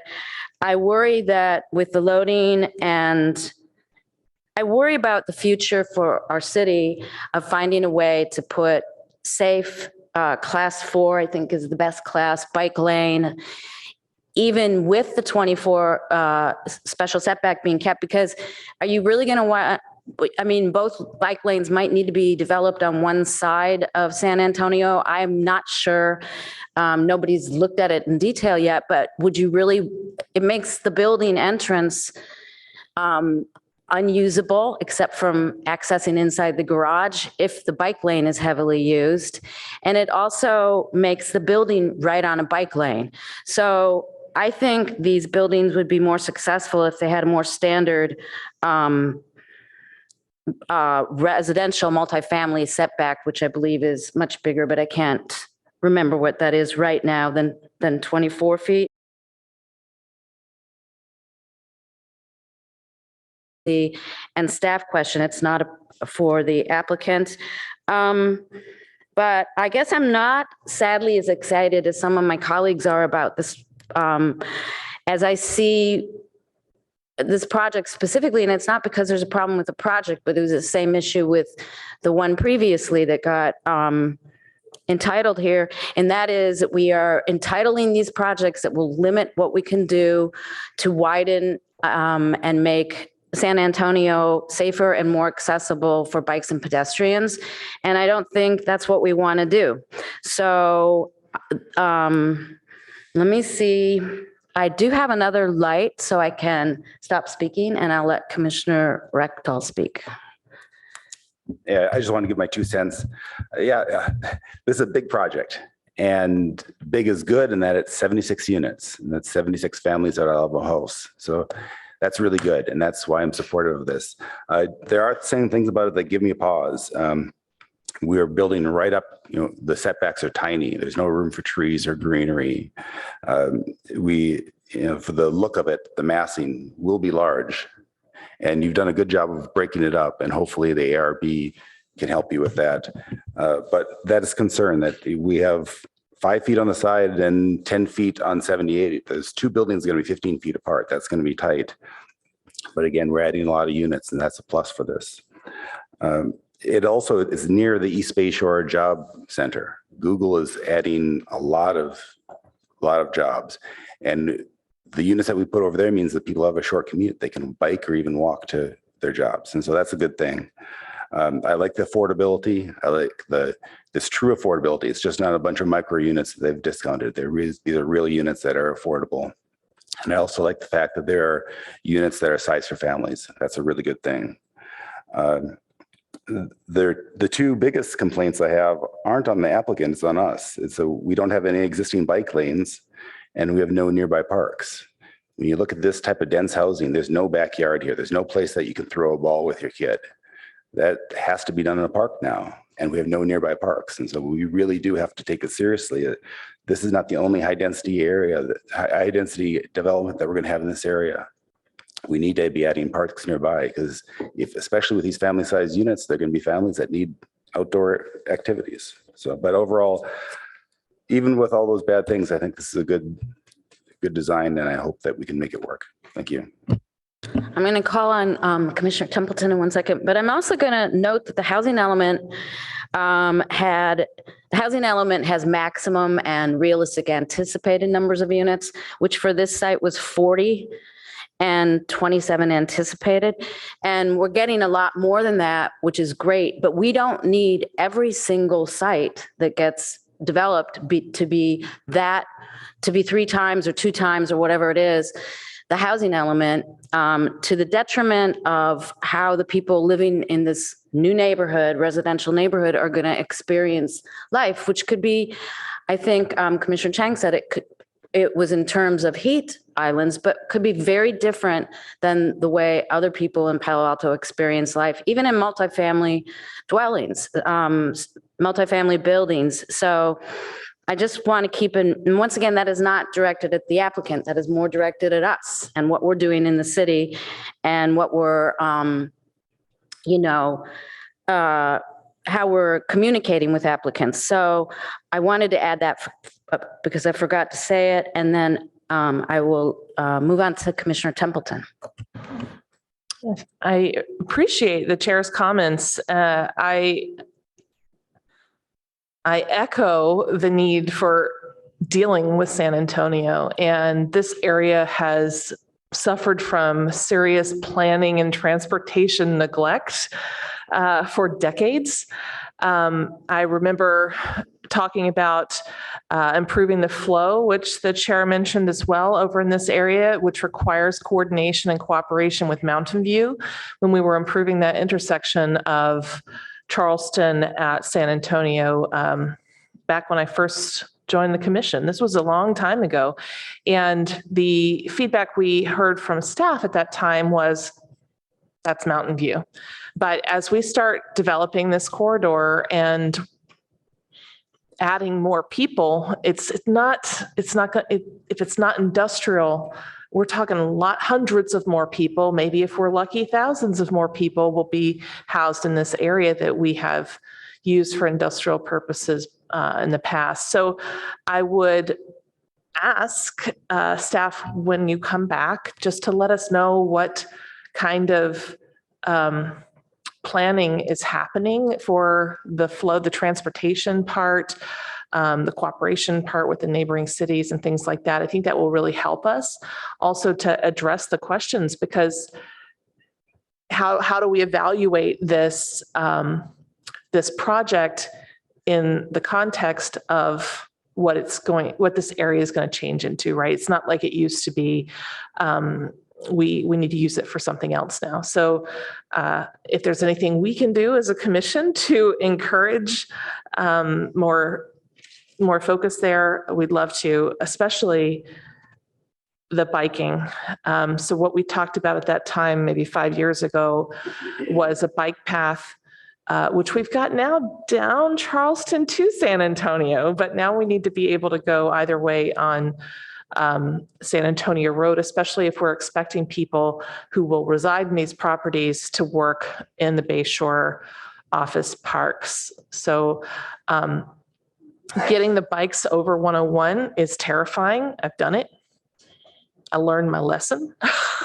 It's really scary. So, we do have the option for, the Fabian crossing, but that's also about a mile detour. Just throwing that out there. Anyway, so regarding the trash on the street, I don't know, is that something the ARB will address, or is that something you want us to address? Because I think we got opinions on it. We all want to share it. I will share mine. I put my trash on the street. My street isn't as busy as San Antonio Road. It's really an apples to oranges comparison, but I understand why that's the proposal. That's where our services offer to pick up the trash, right? So we need to figure out how to meet the needs of our utilities while meeting the needs of the people that are using this major road. So I think that was a good point that everybody brought up, but I'm not against it. I'm just saying that needs to be thought through. And it sounds like that's on the docket for you guys anyway. That's something you're still looking at. Yeah, that would fit nicely into the, what the ARB considers when it looks at the findings for functionality. Look at that. The ARB is going to handle it. Well, and as I mentioned earlier, the Zero Waste Department has not approved the current arrangement yet, so it is still under discussion. So I think, just if I'm phrasing correctly, what sentiment you're hearing from this body as input to that conversation is, don't mess up the flow of traffic. Do what you got to do, but let's try to not cause a distraction there. And leave room for future protected bike lanes. Yes, I think the whole protected bike lane discussion is huge and bigger and needs more attention. So is that something we want to, it's not agendized. How do we, other than this commentary, how do we let you know we really want to talk about that? Well, as the PTC liaison, I can certainly let transportation know if they're not still on the call. We can have future sessions. We love them. We always want them here, and we always want to talk about this stuff. So I think it's actually going to become urgent and problematic if we don't address it ahead of time. Right. So anyway, do you want a motion? I don't know that we need a motion, even though it's an action item. I was going to ask staff because it's with to council, up or down, and with conditions or whatever we come up with. Do you want a motion that contains all these various thoughts, or are you good? And Albert, I see that Albert Yang is here to give us advice. So I'll just say that we'd like at least a motion moving it forward to the ARB. Okay, that's, all right. So we need a motion to move it towards ARB with all our comments. I would be happy to make that motion to move it forward to ARB with all our comments. Thank you. And is that okay for everybody, or does anybody have any more comments before we move to the motion? No? Okay, thank you. Do I have a second? Second. Thank you. So we just need to vote on that then. Commissioner Aiken, Yes. Vice Chair Chang, Yes. Commissioner Liu, Yes. Commissioner Rectal, Yes. Chair Suma, Yes. Commissioner Templeton, Yes. motion carries 6-0. Thank you very much. Would my colleagues like to take a short break before the next item? Yes, okay. We will take a short break for 7 minutes. Thank you very much.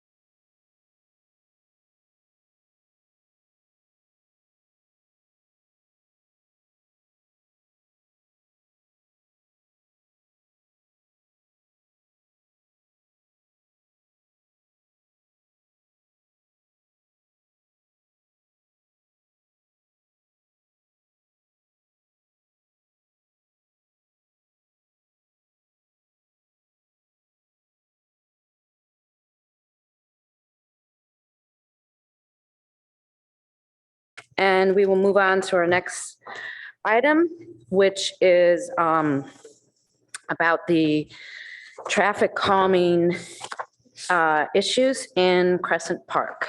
So I believe the first thing we should do is get a staff report. Good evening. I can start whenever you're ready. Oh, here.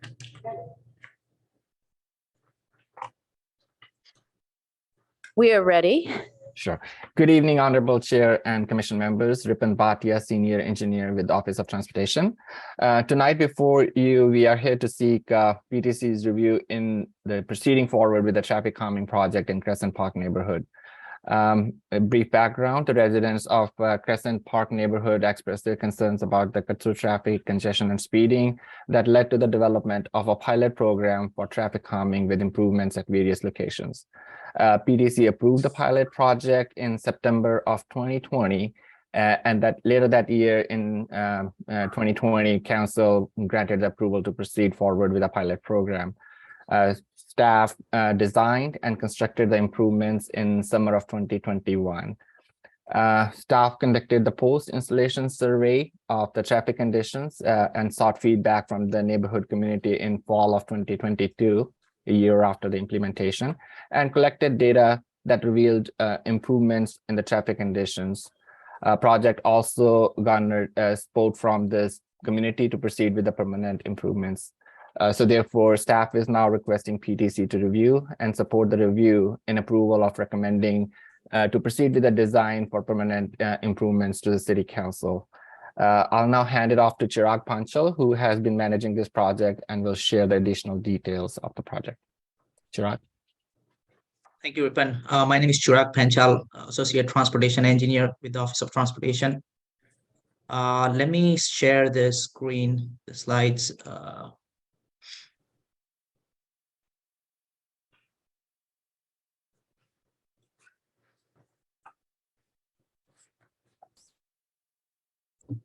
Can you see the slides?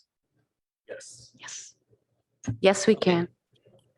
Okay, this is the presentation about traffic calming project Crescent Park neighborhood. Staff recommends that the Planning and Transportation Commission reviews and recommends to the City Council for approval of the permanent installation of the traffic calming pilot project in the Crescent Park neighborhood. Project information: the initial goal for this project was to improve the safety and quality of life, minimize the travel speed during on and off peak hours, minimize the cut-through traffic during the peak hours in the Crescent Park neighborhood area. This slide shows the brief area for the Crescent Park project.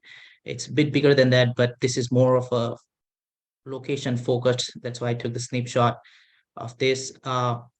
This is the traffic calming measures that consultants and the staff came up with for the traffic calming, and it's already in place right now as a pilot project. The first one, as we are seeing here, is by the East Crescent Drive and Southwood Drive. This is the three-way stop signs at the Southwood and East Crescent Drive curb extension improvement. An oval-shaped traffic circle, which I'm sure if you have driven by at this location, you might have seen this pilot oval-shaped by the Hamilton Avenue, Center Drive, and Southwood Drive. The third location is at the West Crescent Drive and the University Drive, 50-foot protected bikeway. There are currently 4 to 5 bollards that protects the bikers on the University Avenue. Location number 1, this is the Southwood Drive and East Crescent Drive. This is the traffic calming project that at this location that staff and consultant came up with to reduce the speed and cut through traffic. This is, as we can see, it's a temporary. The location is been placed right now. The second location is just to give you the picture and the idea of the oval shaped and how it's looked like if no one has seen or no one has driven by. This is the oval-shaped circle, and it's been effectively working. I have driven a couple of times over there, and then also observed after the post-pilot project installations of this oval-shaped. Location number 3 is University Avenue and West Crescent Drive. Here we can see the 4 bollards here that protecting the bikers biking on the University Avenue, especially during the peak PM peak hours. What's happening over here is that a lot of cut-through traffic was going to the West Crescent Drive, making a right turn and jamming into this bike lane, and also causing the delay for the further drive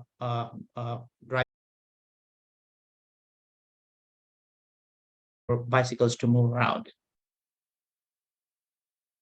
Before I go into the slides, I want to talk about that the average volume, the staff collected the pre-pilot and post-pilot data, and average volume on Hamilton Avenue reduced by approximately 35%.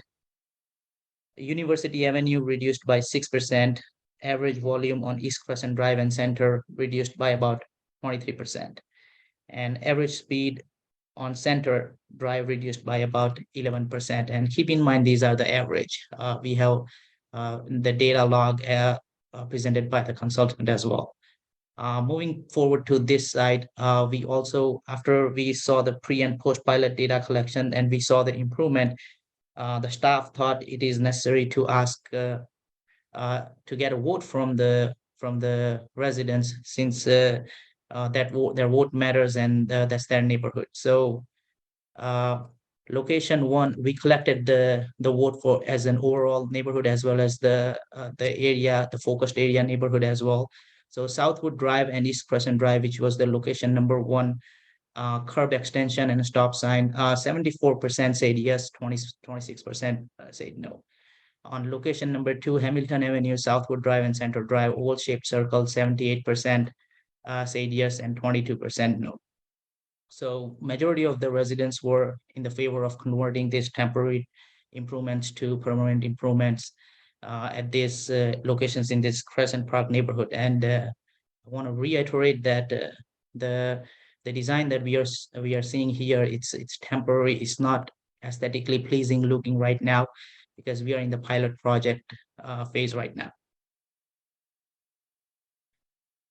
As a next step for this project, the staff will be seeking the council approval for permanent installation after the PTC recommends, and based on the PTC voting and approval, staff will also initiate the design for permanent improvements if everything after the city council's approval.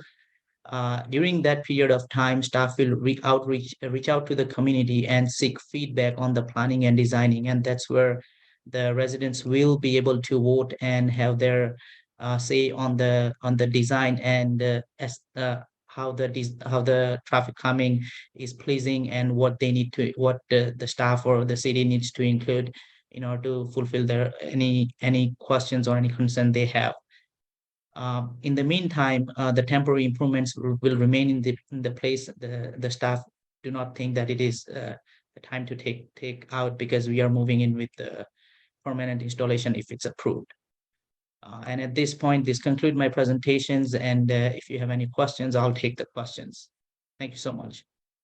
And to wrap up, I just want to also add to the fact that, yeah, certainly neighborhood feedback and fronting property owners will be involved as we design these improvements when we do if it goes through the permanent installation. And also these features help not only in the traffic calming, but also improve the safety at these locations or in the neighborhood. So that concludes our staff report. Thank you.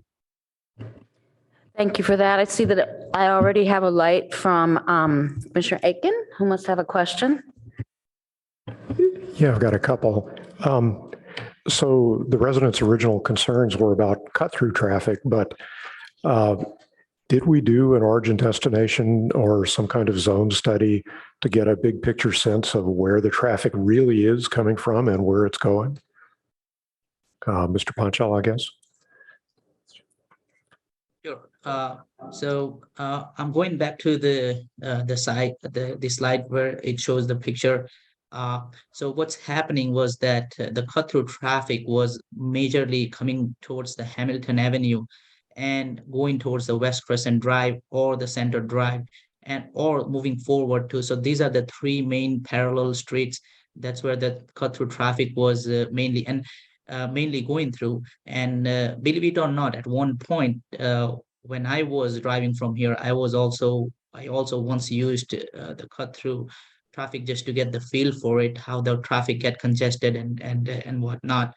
The second point I also want to make sure to get it, because I also work on the engineering side and the signal. So there's a signal on the Woodland side is the further signal is not owned by us. It's I believe it's East Palo Alto, and that coordination also causes the jam on the university PM peak, and this is before the COVID I'm talking about. So to answer your questions, these are the cut through traffic that we saw as a major impact on the neighborhood.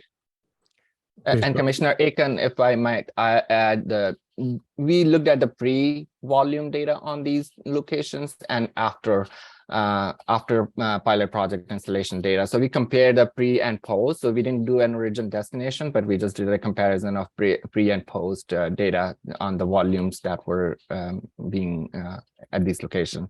And we do understand that there may be some skew because of the COVID, but there was overall degrees, and that's what we noted. Thank you, Mr. Bhatia. You've moved exactly into my second question, which is the Fair and Peers report said we can't separate the pandemic effects from the project effects. So I was curious as to the confidence level you had in the traffic volume effects of the pilot.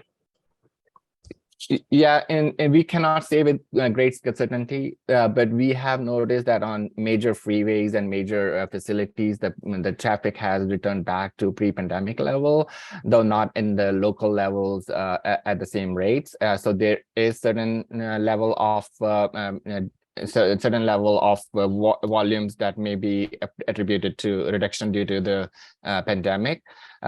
Also noting that these features are not only reducing the traffic, but also improving the safety. So if they are to use these intersections, they will be much more safer to use. Thank you. Those are the two questions I had. Commissioner Chang? Thank you. Do the staff have a sense of, for the, when the residents voted and there's 20 odd % who said no, they did not want the pilot turned into permanent features, why those 20 odd % said no? Was there any open-ended feedback for that, or has staff received comments? Sure, I can answer the question. I am the one who piled up the comment. The majority of the out of those 20 or 24%, 22% and 26% no, the majority of them said that the aesthetically pleasing, it's not aesthetically pleasing. So they thought this is it. There is nothing forward that the city is going to do with it. And that's what the majority of the comments that we received. Okay, thank you. And then what is the sample size here approximately? Like what's 100%? How many people? So we're looking at about 319 the residential household here, and the data is based on the 319 the residential household. Each household can only vote one. So you're saying that you got about 390 respondents? Yeah, about that. Thank you. I would beg to differ. I think maybe Chirag, you can correct. The number of respondents were less than that. Yeah, I want to clarify that the project boundary was 319, about that that size, but the voting card we received was not the 314. It's less than that. I don't know the exact number on top of my head. I believe it was a little less than 50%, but yeah, there was good participation from the neighborhood. Okay, so at least a third participated. Yes. Okay, perfect. Thank you. Commissioner Rekdal? Yeah, so I'm looking at the traffic counts here. How much variability is there from one day to another or from one week to another? So if I go on Tuesday and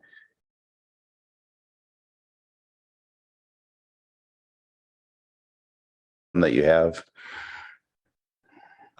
Correct me if I'm wrong, Ripan, but the way we count the traffic is usually on Tuesday, Wednesday, Thursday. So that's when we have the highest traffic count available.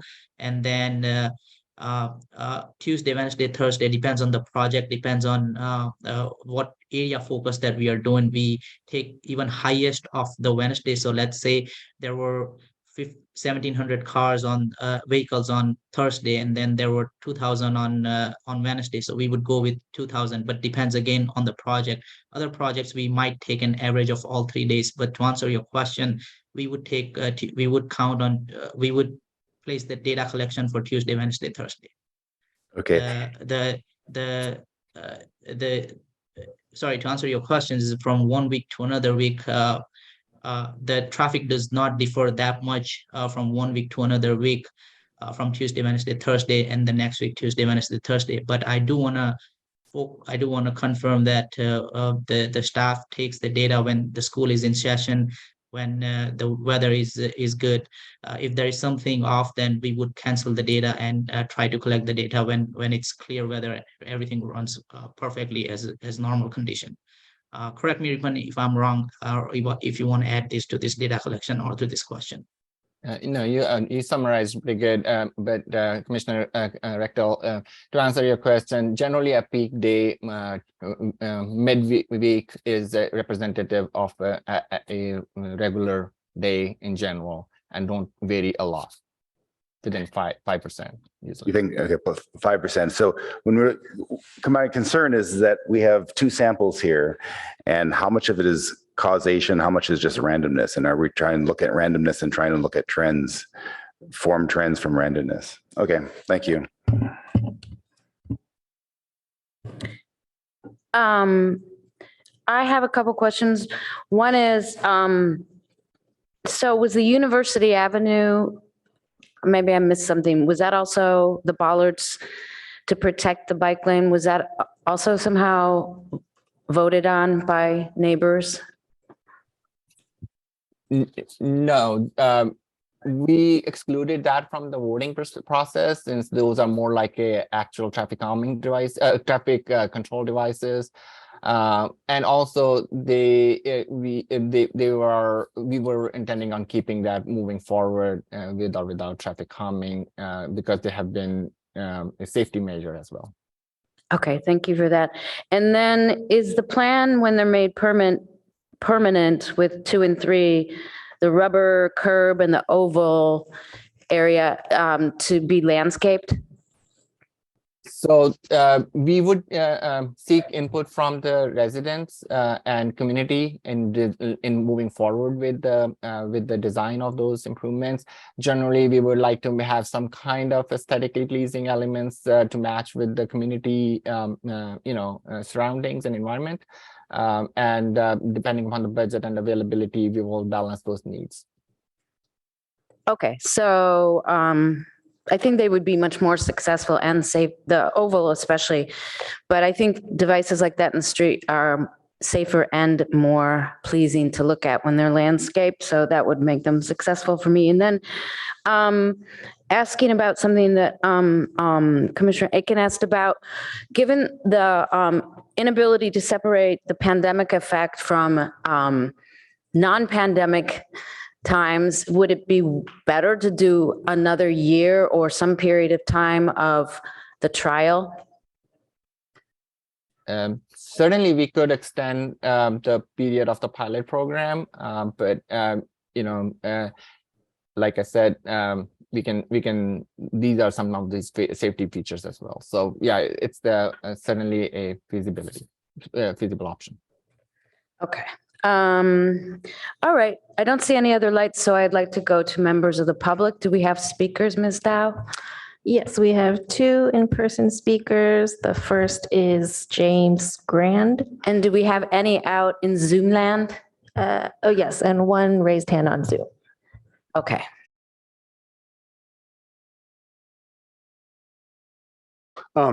There's another Zoom person. My daughter is standing by and would like to also make some comments after I'm finished. And I live at 590 East Crescent Drive. which is right at the berm on, I might put up location 1 just for graphic. Next slide. Just a second. Chirag, if you can pull the slide, page 9. Yeah. The next. Location 1. Yeah. There you go. See, I live, just beyond the berm. I'd have to say that, I'd hope you consider that for people who are directly affected, like myself and others, as opposed to further away, that people who, quote, have skin in the game, if you will, I think certainly should have, a higher degree of consideration compared to people who just aren't affected that much. And that said, I've lived at 590 East Crescent Drive for 43 years. And I have an office that is just literally looks right out on this berm here. And so I see a dynamic situation. I think, as good as the pictures are, that there's a static nature to them, as you would have to see. But so I'd like to read a text that I prepared. And then my daughter, who's also oversees a lot of my activities, that she'd like to speak afterwards. So with that, I'll say as follows.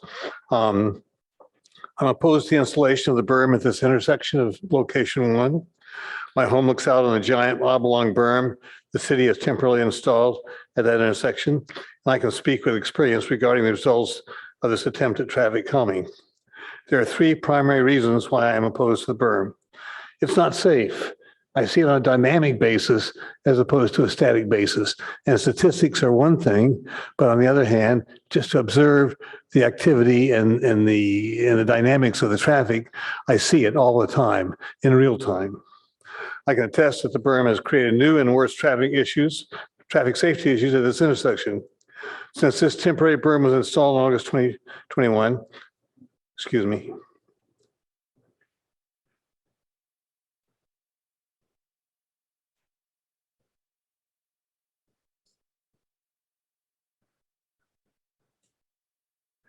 Since this temporary berm was installed in August 2021, I've regularly observed and have collected footage, video, if you're interested, of the effect that the berm has had on traffic.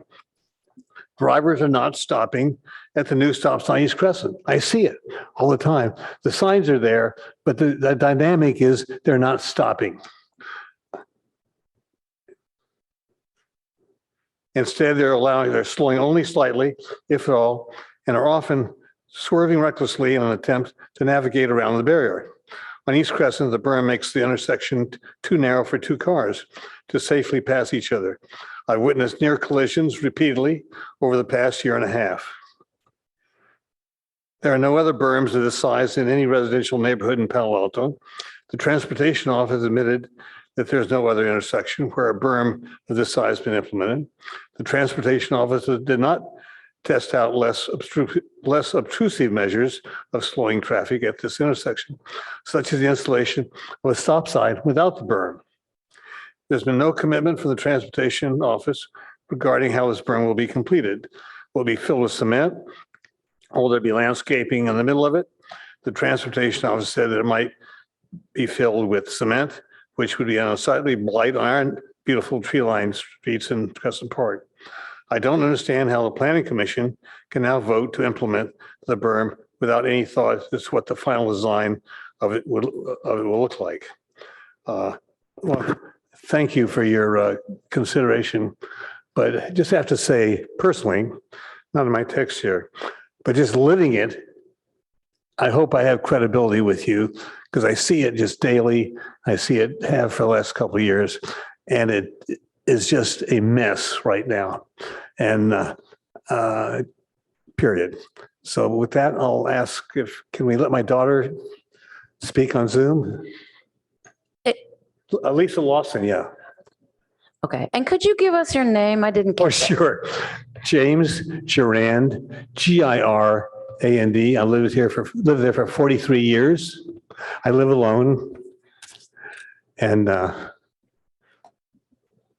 like to see my beautiful area remain beautiful.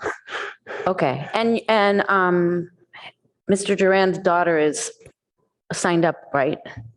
Yes, she's the person. Yes, Lisa Lawson is the one Okay. who's on Zoom. You can unmute yourself. You have 5 minutes. Okay, thank you. Hi, can you hear me okay? Yes, we can. Great, thank you. So my name is Lisa Lawson. I am one of the property owners of 590 East Crescent, along with my father, who's lived there for 43 years. In addition to the safety issues raised by my father, Mr. Durand, I am deeply concerned about the lack of thought given to less unsightly and extreme measures to slowing traffic at this intersection number 1. The transportation office could have simply tried installing a stop sign at this intersection, which would have been in keeping with the look and feel of the neighborhood. They have offered statistics about the alleged slowing of the traffic along East Crescent, but as the commissioners have noticed, there are no statistics regarding whether slowing could have been achieved with other less extreme measures, such as simply installing a stop sign. They've had the opportunity to measure the traffic calming effects of such a stop sign compared to this berm, but they didn't do that. Instead, they went ahead with a berm design that has never before been implemented in any residential neighborhood in Palo Alto. Initially, when they installed it, they actually installed it in an even larger format that blocked my father's, who's disabled, access to the handicap ramp to his house. From the street to the sidewalk, and we had to have numerous meetings with them in order to get that changed. This leads me to my second issue, which is that the statistics, as the commissioners have noted, of the alleged traffic calming at this intersection are misleading. The city's post-berm statistics are based on measurements taken in the summer of 2022 compared to speeds measured in 2019. It's clear that the reductions in traffic volume and speed that the transportation office claims are the result of the berm were in fact the result of an unprecedented global pandemic and relatedly sharp reduction in the number of commercial tenants downtown and the fact that workers are increasingly working from home. If cut-through traffic were truly reduced by the berm at East Crescent and Southwood, one would expect that traffic would be diverted onto University Avenue. The city's statistics, however, do not support that theory. I am also deeply concerned about the Transportation's Office failure to provide any proposal as to how this berm will be completed and how it will be filled in, as Mr. Durand has noted. In listening to the Commission's extensive discussion regarding the first item on tonight's agenda, it is clear that aesthetics of the city's planning projects are critical to assessing whether they should be approved. I do not understand why the Transportation Office has failed to offer a solution for how this project will actually be executed. Will this berm be a peninsula filled in with beautiful flowers and trees, or is it going to be a massive concrete structure? If it's going to be filled in with plants, we heard Mr. Bhatia comment that executing it will depend on budget. Well, if it's going to be filled in with plants, how will the city get water to it?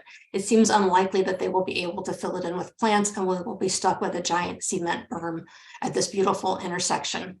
I also want to note that the photo that Mr. Panchal showed of this intersection is warped and that it does not show the extent of the actual berm.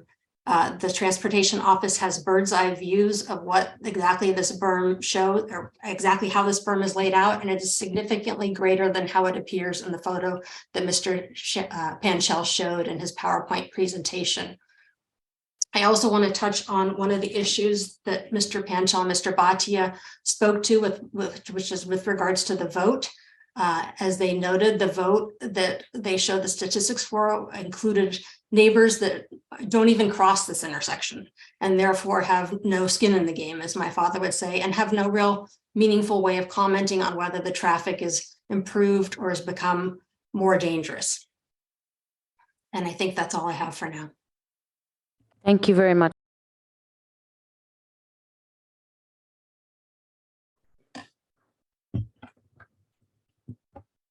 If any of my colleagues have questions for you, we will let you know, but why don't you take a seat in the meantime? I believe we have another speaker.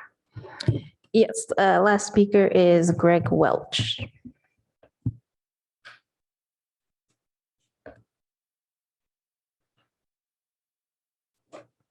Thank you.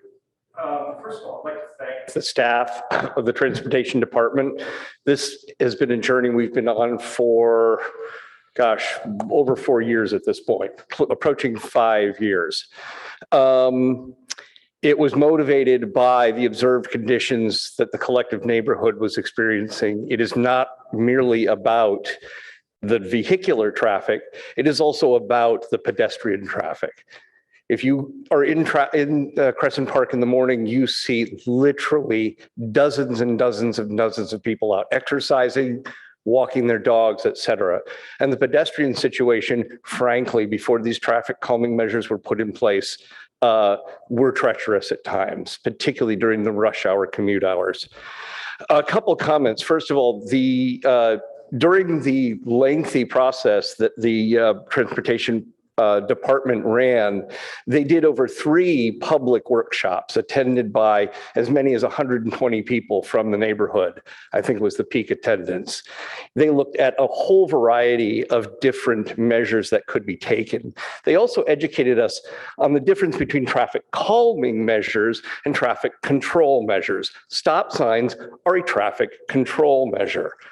Berms, roundabouts, curb extensions, these are all ones. And the big thing there was that these physically slow down traffic and do not require a policeman sitting there in a patrol car in order to enforce.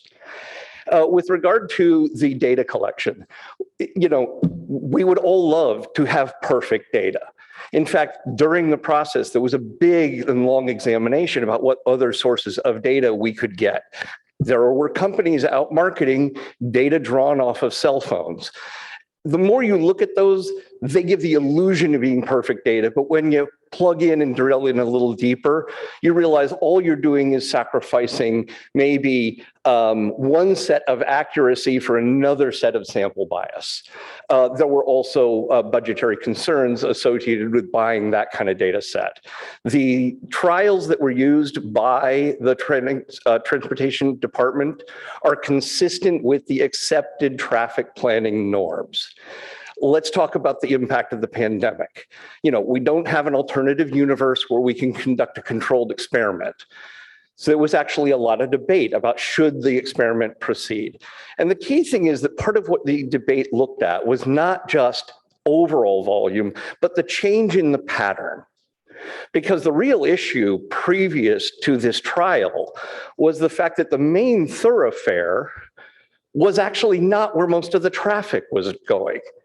In fact, there was data that was in Stanford did a very, very comprehensive study before this that showed that Hamilton was carrying 35% more traffic at peak hours than University. And it was in part because what was happening is all that traffic was contributing to the backup on University because it was cutting through a residential neighborhood, rejoining University right up before the creek crossing, and thereby backing University up. The key thing to bear in mind is, yes, the overall volume in our city has gone down, but it's not gone down equally. The reduction on University is only 6%. The reduction on Hamilton is more like 30%. So if it's not the traffic calming that contributed to that difference, what is it? So as a resident, as somebody who walks their dog multiple times a day at morning and afternoon hours, I can say without reservation, I feel safer. Talking to neighbors, they feel safer, particularly at the 5-corner intersection. It was like a demolition derby there before. People would rush in. There was no sense of who is supposed to go next. How do I make the left? Now, are there shortcomings with the temporary designs? Yes. And even I think the Transportation Department would admit to those shortcomings because it was just a test. There were real limitations imposed upon what they could do under the budget of a trial and without reconfiguring the whole intersections. I think you also, if you ask them, if you said, do the intersections conform to anything approaching the standards for modern intersections that put pedestrian safety first, they would have to admit they don't. One of the reasons why there was a reference to the handicap access, it's because they're in the wrong place. They're actually not at the crosswalks. The handicap access dumps you into the middle of the intersection. So it would require, and I expect that the Transportation Department, as it looks at a permanent installation, it's a well thought out, comprehensive comprehensive redesign of these intersections so that they meet modern standards for pedestrian safety as well as vehicular traffic flow. So I also share my neighbor's concerns about the aesthetics. We don't want this to look like something plunked down in a highway interchange in the middle of a residential neighborhood. But I think we can point to plenty of examples where the department has implemented very attractive landscaped traffic calming measures elsewhere in the city. And I have no reason to believe why this neighborhood would be any different. So I encourage you to at least allow this to progress to the next step, because I know that you're not sitting here today approving a final project because there's no design. This is just simply allow a process that has taken us 5 years to get to here with hundreds and hundreds of residents coming together and spending hours and hours and hours with city staff to just continue on a process to improve our neighborhood. Thank you. Thank you. Is that our final speaker? Yes. Okay, thank you. I guess I already have a light here from Commissioner Templeton. Thank you, Chair.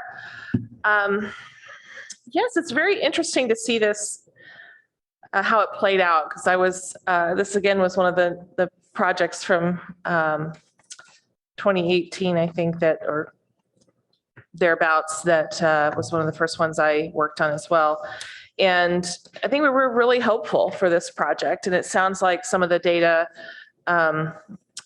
supports that. And it's also interesting that some of the way data has been presented tonight doesn't tell the whole picture. So I really appreciate the people from the neighborhood sharing their thoughts. I have brought up a picture from Google Maps of what that berm looks like at point 2, and that was shown earlier. And I wonder if one of the people from the transportation department can show, it does give a very good sense of the size and scope of that area, the size of the berm, and why someone who lives close to that and interfaces with it might be frustrated. Are you able to bring that up using Street View?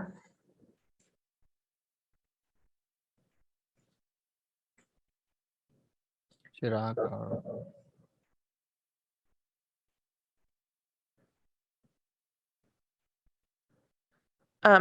For the benefit of my colleagues here, if you are able to bring that up, it's worth the wait. I think it'll be informative. I'll try to bring it up. Yeah. I got it, Ruben. Okay. Excellent. Can you proceed around the corner where you're looking at the back of the stop sign?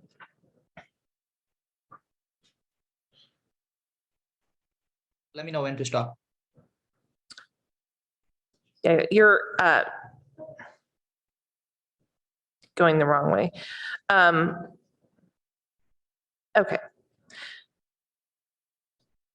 Let me know when to stop. If you can see the back of the stop sign that's within the berm, then you're looking at the right angle, the correct angle.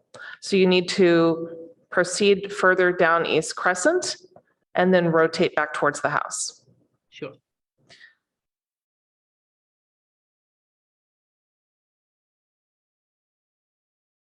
Have to swing around to get in and out of that building. It does go against, adjacent to the walkway, and it's pretty large and is visually distracting from the beauty of the landscaping of the home.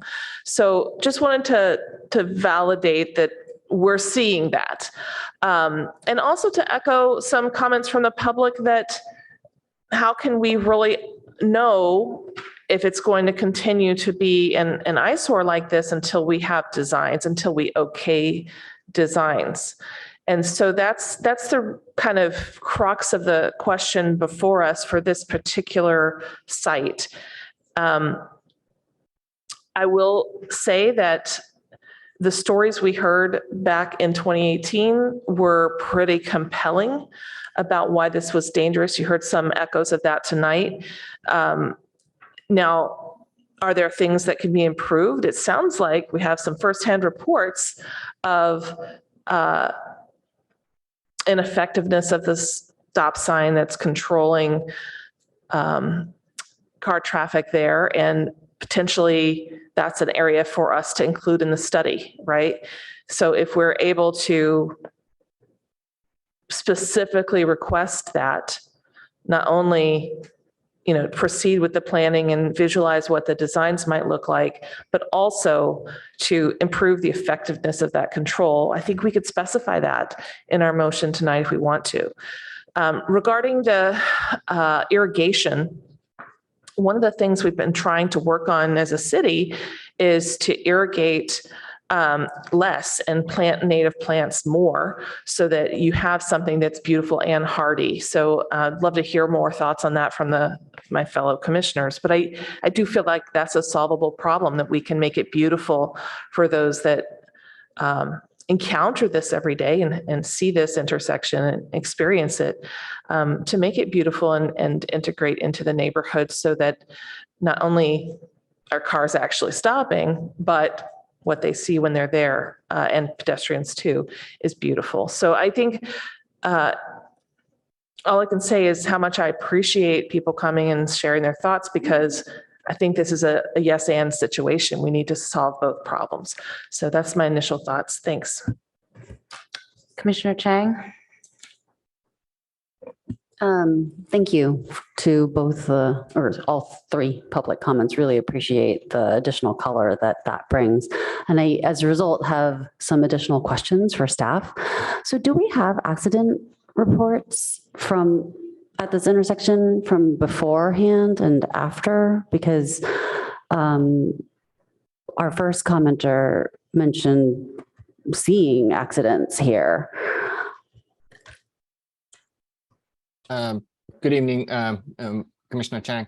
To add to that, I just ran a report with limited information that we have from in our database after the installation. There was one hit and run with a damage. There was no damage to any entity there, so there was only one collision that was reported since the installation. And so how long has this been installed again? And during the similar time frame beforehand, how many accidents were there? Let me run the one before. There was, let me get back to that one. Sure. As I run the information, but sure.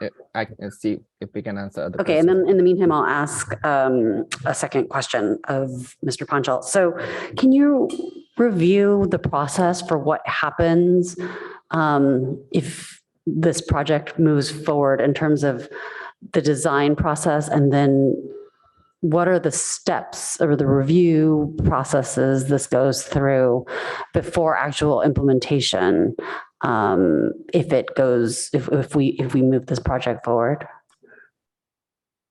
Sure.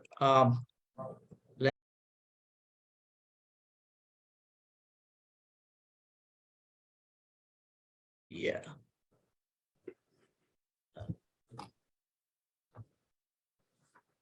So at this point, we don't have the in detail of steps inside of what will be the steps. So for example, we'll seek first is the council approval for the permanent installation, and if that moves forward, then the staff will initiate the design for permanent improvements, and at that phase we will work with the consultant and the outside parties to develop the scope of the permanent design, and also we will look into the budget options as well.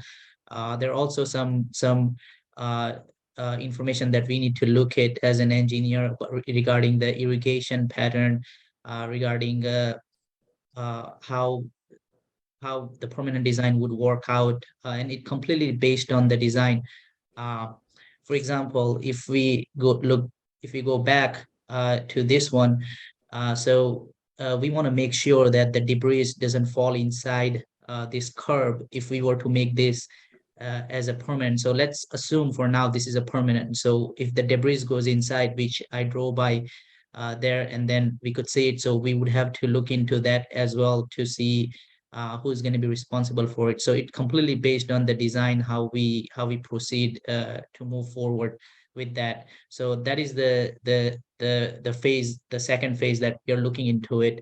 Then once the design phase is 60 or 75% based on how the staff feels during the meeting, we'll reach out to the community. So we would have a leeway of going back to the consultants, say that, hey, we received this few feedback from the residents, and then what if we make these changes? What if we make these changes? How would it look like? And what are some concerns that we would come across, or what is some litigations that we have to take into account if we move forward with the design.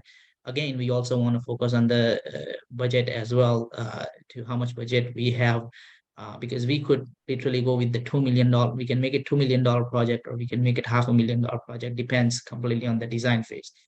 So is it going to go, so when city council makes the approval for permanent installation, does city council make a budget determination as well? And will it come back to any body for permanent approval, or is that permanent, is the design approval ultimately made by staff? Let me take that question, Commissioner Chang. So our intent is to seek feedback from the community in determining the elements that are kind of important to the community before we seek the consultant support for the design efforts. And we could take certain we would have certain level of those elements incorporated in the concept plans, in the development of the various options or alternatives, and we will develop the budget accordingly, and then seek feedback from planning and PTC and city council as we move forward. And then also at the same time make sure that our community is involved in the process for the outreach, feedback, and input as we make the design.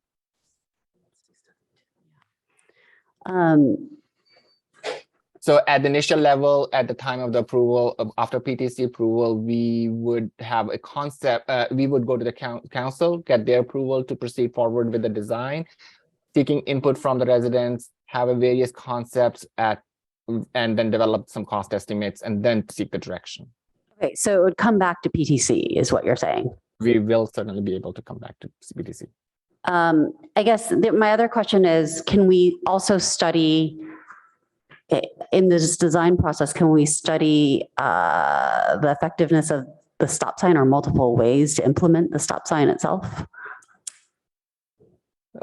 We can certainly look into it. The effectiveness of the stop sign is generally difficult because you would need more monitoring, and we can look into the possibility of how we can study it. And if there are ways to do it, we'll certainly look into it and bring back to the committee.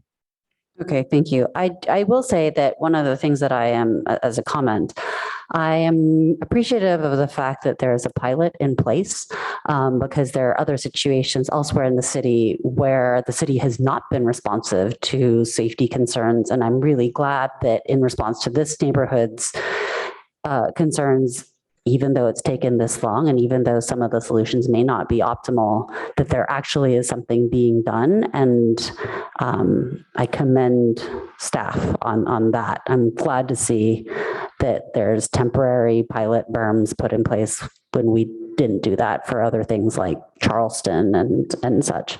So that's it for right now. Thanks.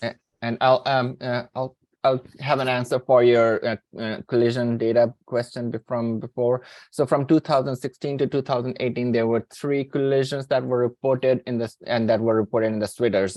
So that's the data I'm looking at right now. And there was one from. What was the time frame again? From 2016 to 2018, there were 3 collisions at this location. So that is prior to the implementation. And since the implementation, there has been one.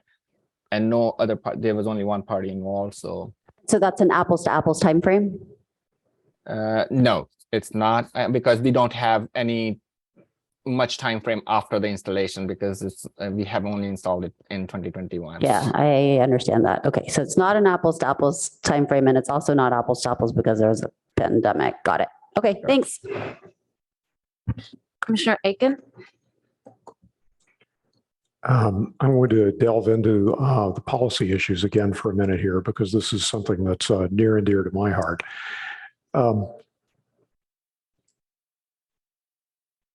The comp plan in goal T 4.2.1 requires us to evaluate traffic in residential areas periodically with the goal of prioritizing traffic calming projects. We're looking at one instance where we finally got around to doing that today, but as Vice Chair Chang said, there are plenty of instances of this elsewhere. And more importantly, there are instances of this that none of us know anything about because the measurements don't exist. So at the very least, we need baselines.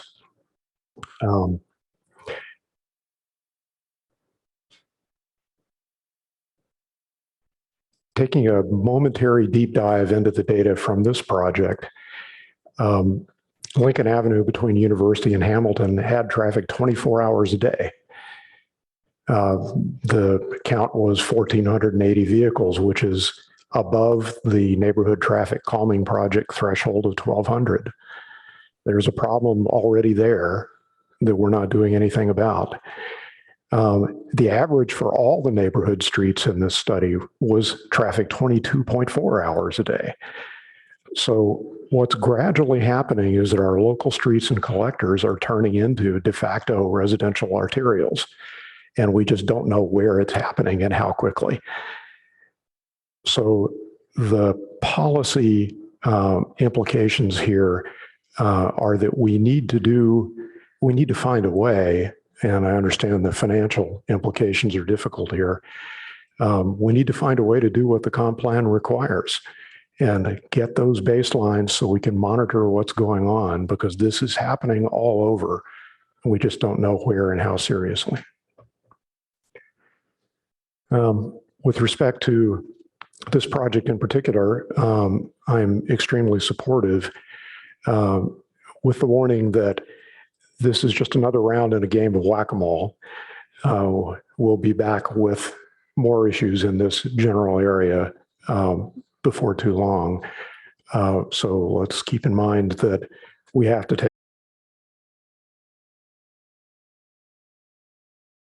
we should be doing better about finding a general solution. Thank you.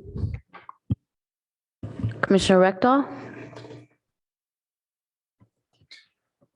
Yeah, I was not on PTC at the time. So how did we choose these three locations and how did we choose these three techniques? For example, why did we not consider, or did we consider speed bumps, for example, or other traffic calming measures? Commissioner Ekdal, sorry, I was also not part of the team originally, and my understanding is that there was a rigorous community input and outreach, as Mr. Greg Welch also pointed out in his comments, that there were several community outreach meetings, feedback and input, support of the consultant in finding the different locations, and it narrowed down to the three locations for the final configuration that was communities that would garner community support in moving forward. If I recall, at the time, we had a transportation specialist on our commission that contributed to the discussion as well. So it was certainly, it came from community conversation, like the reason it came in front of us was community conversations, like Mr. Bhatia said, but also I think we were interested in trying things at the time because we had some additional expertise to consult. But that doesn't mean like, it's been 3 years after we voted on it before it got implemented, the pandemic happened, like, and we don't know for sure that we picked the right ones. We do know that there are some improvements. We don't know if other variables would improve it more, improve it less, change it in nature. So I think there's a lot of unknowns, but it is good that we did a rapid prototype, like if you can call it rapid, in 5 years. I was really shocked when I read the packet and realized it had been this many years after approving it before it was implemented. So like, just keep that in mind. Like, there's a grain of salt with how we should be looking at it and what we should expect. So I hope that answers your question. That was helpful. I would like to add to Ripen's comment on this one. Strictly speaking from engineering point of perspective, is that the reason why that the consultants and the staff came up with this, the recommendations and narrowed down to 3 is because the community raised the concerns, and when community raised the concerns, those specific concerns are related to what traffic calming would be better choice.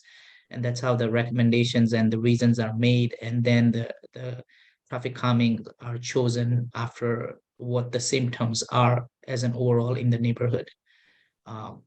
From the first meeting, I was new at that time, so I don't have much of the background as well, but this was my 2 cents on the engineering side of the point of perspective. Okay. I have a lot of concerns about this. I mean, overall, I think we have to address traffic here. I don't think the question is the best way to do it. And we can't think that we can get a perfect plan, but don't let the perfect be the enemy of the good. I'm not convinced that this is, that we have data to support that this is the right thing to do right now. When I went out there, the roundabout, I'm surprised that it wasn't a roundabout years ago. That seems like the right answer for that intersection. For this bulb out, I'm not convinced that that's it. I can see that having a shallow corner, people could take that faster, but I'm surprised that we did this in the sense that I don't think it'd be that effective compared to, for example, a speed bump. I'm also concerned about the whack-a-mole. If you look at the stats, we have seen Lincoln get more traffic, and I suspect some of the traffic that was coming down here has been moved to Lincoln. And so we'll have to come back and say, you have to address this. The other thing is that these are really ugly right now. And I'm concerned about putting concrete, because if we don't have much money, we're going to do the really ugly, cheap version, and we're going to make matters worse.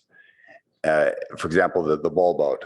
If you filled that with concrete, I would not want that in front of my house. If you filled it with flowers, maybe I'd want it. And so I think that the final design is very important, very critical to say whether we want it. If we can't fill that bulb out with flowers or something that's pretty, then we should be looking at speed bumps or something else. But if we could, so there's a lot of trade-offs here. And the other thing is the city does not have a lot of money right now. And I think two issues with that. One is we may have higher priorities elsewhere we can spend this money. And I don't want to be forced into making something really ugly just because that's all we can afford. So my personal preference would be to kick this can down the road another year, and let's see. People are going back to the office now, and maybe we'll get another count a year from now where we have much better clarity about how well this is working. So I don't see the rush. I do think this is an issue, and I think we do need to address this, but I think we have to be thoughtful of this and not just say, well, it's time, and make a decision. Commissioner Liu. A couple quick questions. Was there any pedestrian or cyclist data on any of the intersections?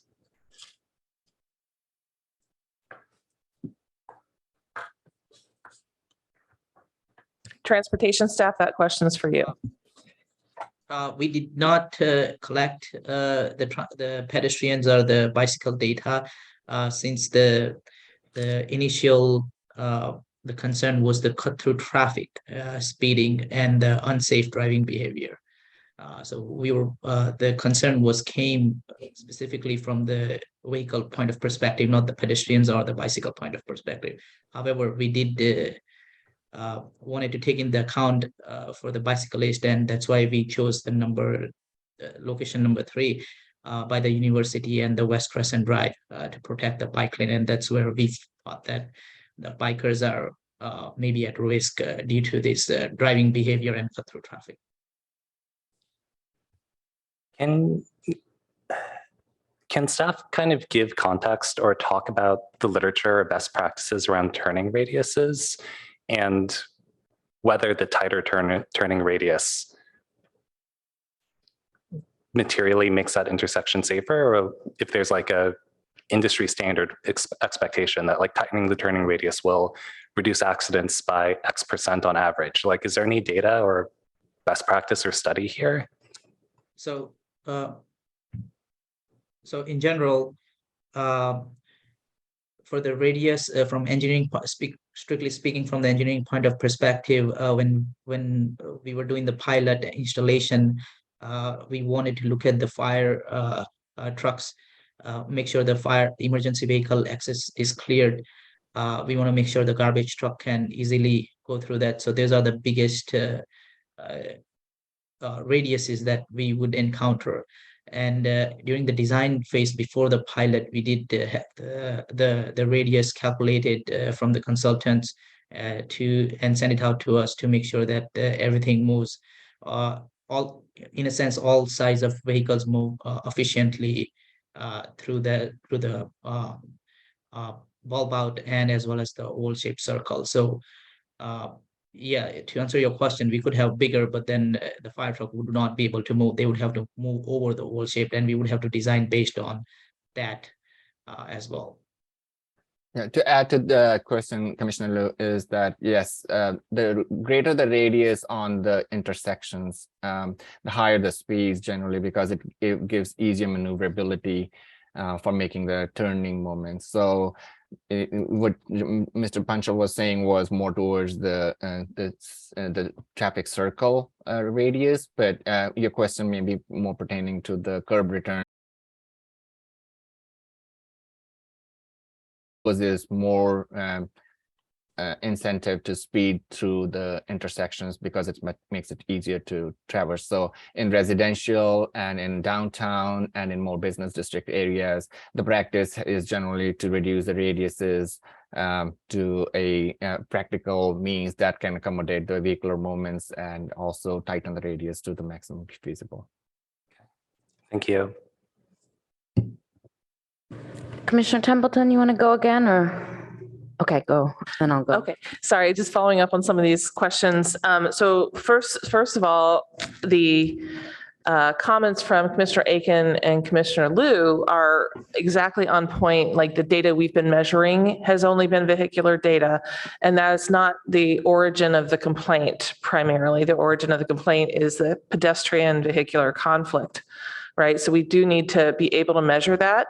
And it sounds like there's not only a discussion about traffic calming, but we also have a discussion about the control that's not effective. And so I'm wondering if you have collected data that would substantiate what we've heard from our eyewitness who sees this multiple times a day from his office. Have you been able to see how effective that control is? Chirag, have you been to that intersection, noticed any three-way stop sign maneuvering? Can you repeat the questions regarding the last few sentences? Is it regarding the three-way stop sign at the Southwood East Crescent Drive? Yep. Yes, so that we had a testimony tonight from a public comment about someone who oversees from his office the challenges and problems with people complying with that traffic control, the three-way stop sign at point number 2 on our maps. And first I want to know, have you observed that? And if so, what are we doing about it? And if not, why not? Sure. So I did observe it. I did go multiple times before the pilot installation. The Y intersection is, and you could, before the installation, you could swirl around, and I have seen many drivers would swirl around that from Crescent Drive to Southwood Drive, and basically a cut through traffic. After installation, I drove multiple times as well, and I have a big car. I drove Pilot as well. I drove city car, all kind of stuff, and then just wanted to get the feel for it uh, because on paper it looks different. When you go into the field, it's completely different. So I noted the point down that the residents mentioned it's too tight. But we can definitely look into the design, and this is the reason why we wanted to go to we wanted to have a pilot. We don't want to put it a permanent, because this is the kind of challenges and issues comes in. So we can adjust a little bit here and there. So just to have the curb cut, not the curb cut, the design, the bulb out is to reduce the radius and the width of the intersection, so that way it forces the drivers to slow down, and so does the stop sign effectively works on that. The second point that I noted was that the stopping sign, and I think the resident mentions that people are not stopping, and I think that's more of a poor driver behavior or the code enforcement issue. If there is a stop sign, I think it's the CVC code that the drivers must stop before they proceed. Yes, I mean, okay, fair enough. Yes, people should obey the controls that are there. But if we're saying that this traffic calming bulb out, or whatever we want to call it, is designed to make it safer, I think we can understand why. And if there was something that our design could focus on that would have higher safety impact than what we've done. So that's, I think, the question. And the reason I'm going through this is because we have, and this addresses Commissioner Reckdahl's comments, we have the ability to move this forward, but there's a chance, and possibly a high chance, that if we do move it forward, that the design process will think, oh, we're approving the design that has been implemented during the pilot. And I think there are problems with that design.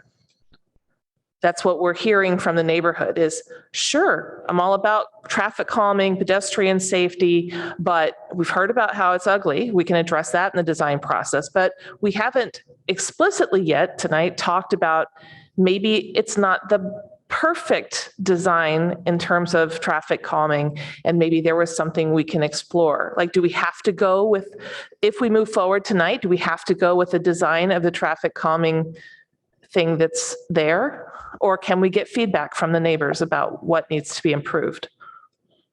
Commissioner Templeton, if I may add, we can work with the residents and community to come up with improving the existing the design in the pilot program, such as curb radius, maybe add an element or other thing, even aesthetic wise, like what Commissioner Reckdahl and the commission had indicated about the aesthetic elements that should be part of the incorporated in order to proceed forward to the extent that's feasible, and drought resistance, like you're mentioning already, that we need to be focusing on.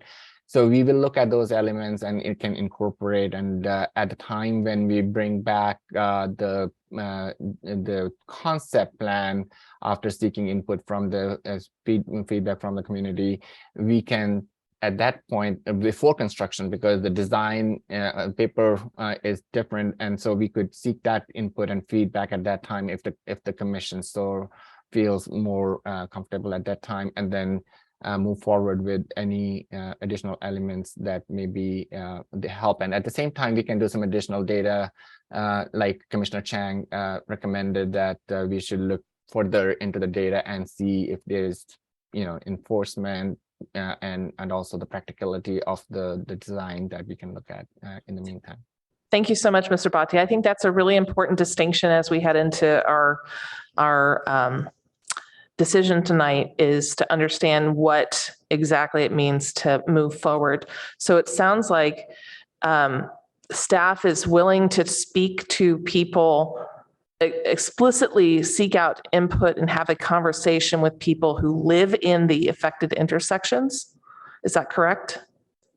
Yes, we'll conduct a outreach to seek input and feedback from, especially from the ones who are in the frontage and of course the entire neighborhood.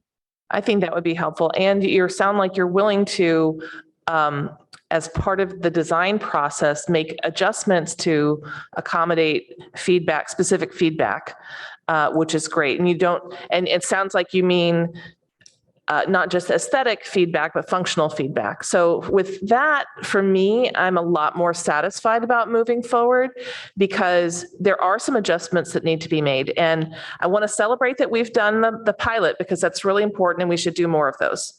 But I also want to acknowledge that there are some functional and aesthetic changes that need to be made to what we piloted in order for us to make it permanent. Thank you. Thanks. And now the chair is going to exercise her right to speak. So little background, I lived through the College Terrace, very extensive, it might have been 20 years ago, traffic calming program. And I was the fortunate recipient of a traffic circle at the end of my driveway, basically. And I will say one thing, it's very hard to find the perfect solution. I know traffic circles inside and out. And it took me 8 years. We voted as a neighborhood on landscape traffic circles, and it took me 8 years of pestering the city, 8 years to get it landscaped after that's what we were promised. So we don't want to see that happen again. So I think we should be sure we are going to landscape these before we vote on them. I think these three things are very different. I think the oval circle is kind of a no-brainer, and I've driven it a lot, and I think it definitely improves the functionality and safety of that intersection. I will say that the design of what is in front of Mr. Duran's house and the impact on him personally is not acceptable. It is bizarre and it looks way too big to me. The beauty of a speed table is you go over it too fast, it wrecks your car. And nobody cares about a stop sign when no cop is looking. A lot of people. You put up a whole bunch of new stop signs in neighborhoods and people will purposely run them. So, and it is totally unacceptable to have curbs, which have to be kind of mountable for emergency vehicles with nothing inside them because they become trash receptacles. And I had 8 years of that. People started dumping sofas in them and stuff. And they are much, whether they're circles or oval circles, they are much safer when landscaped because they're much more visible. So I would be willing to move ahead. And I am sort of trusting staff on University that that's the right solution there and that it's important to have it just at that small distance. I would be happy, and no one has complained about the oval circle. I would be happy to move ahead with making those permanent if they can be, making that permanent if it can be landscaped. It is unacceptable to have it landscaped, in my opinion. Not landscaped, sorry. And I think Mr. Duran's bubble out needs to be rethought completely, to be honest. And I'm fine with University if bike people are fine with that and we haven't heard from anybody. I wouldn't bike down University Avenue to test it, frankly. Do we know, has Payback have an opinion on this? I don't know if our staff consulted Payback, but Yeah, staff, this particular item did not go to the payback, but we did not hear any negative feedback or comment from either the resident or payback or any other members regarding those. Yeah, well, that's good. I will mention that payback does not represent all the bikers in the community. Because there are children and older people biking too that aren't as athletic. But anyway, I don't know if my colleagues would be interested in moving ahead on the oval and the university solution with the condition that it be landscaped in a manner that is discussed with the neighborhood, and rethink the one at East Crescent, which I call Mr. Duran's. I think that's a good solution. I think in order to get the funding for the rethinking, we may have to include point number 2 in the motion. Even I think they can all be in the motion, but yeah, to say explicitly move, yeah. That, so I don't know if somebody that's my thinking. I see a light from. Oh, and I do want to thank staff because this is actually pretty quick work on traffic calming, quick response time for the city. So I think that deserves mentioning. And I think that's mostly all I had to say. And the other thing that's really hard to do with traffic calming is the whack-a-mole effect. It's very hard to do. I was involved in it for years, but that's in general what I think works and what really doesn't work so far. So I will call on, didn't you want to speak? Did you want to speak?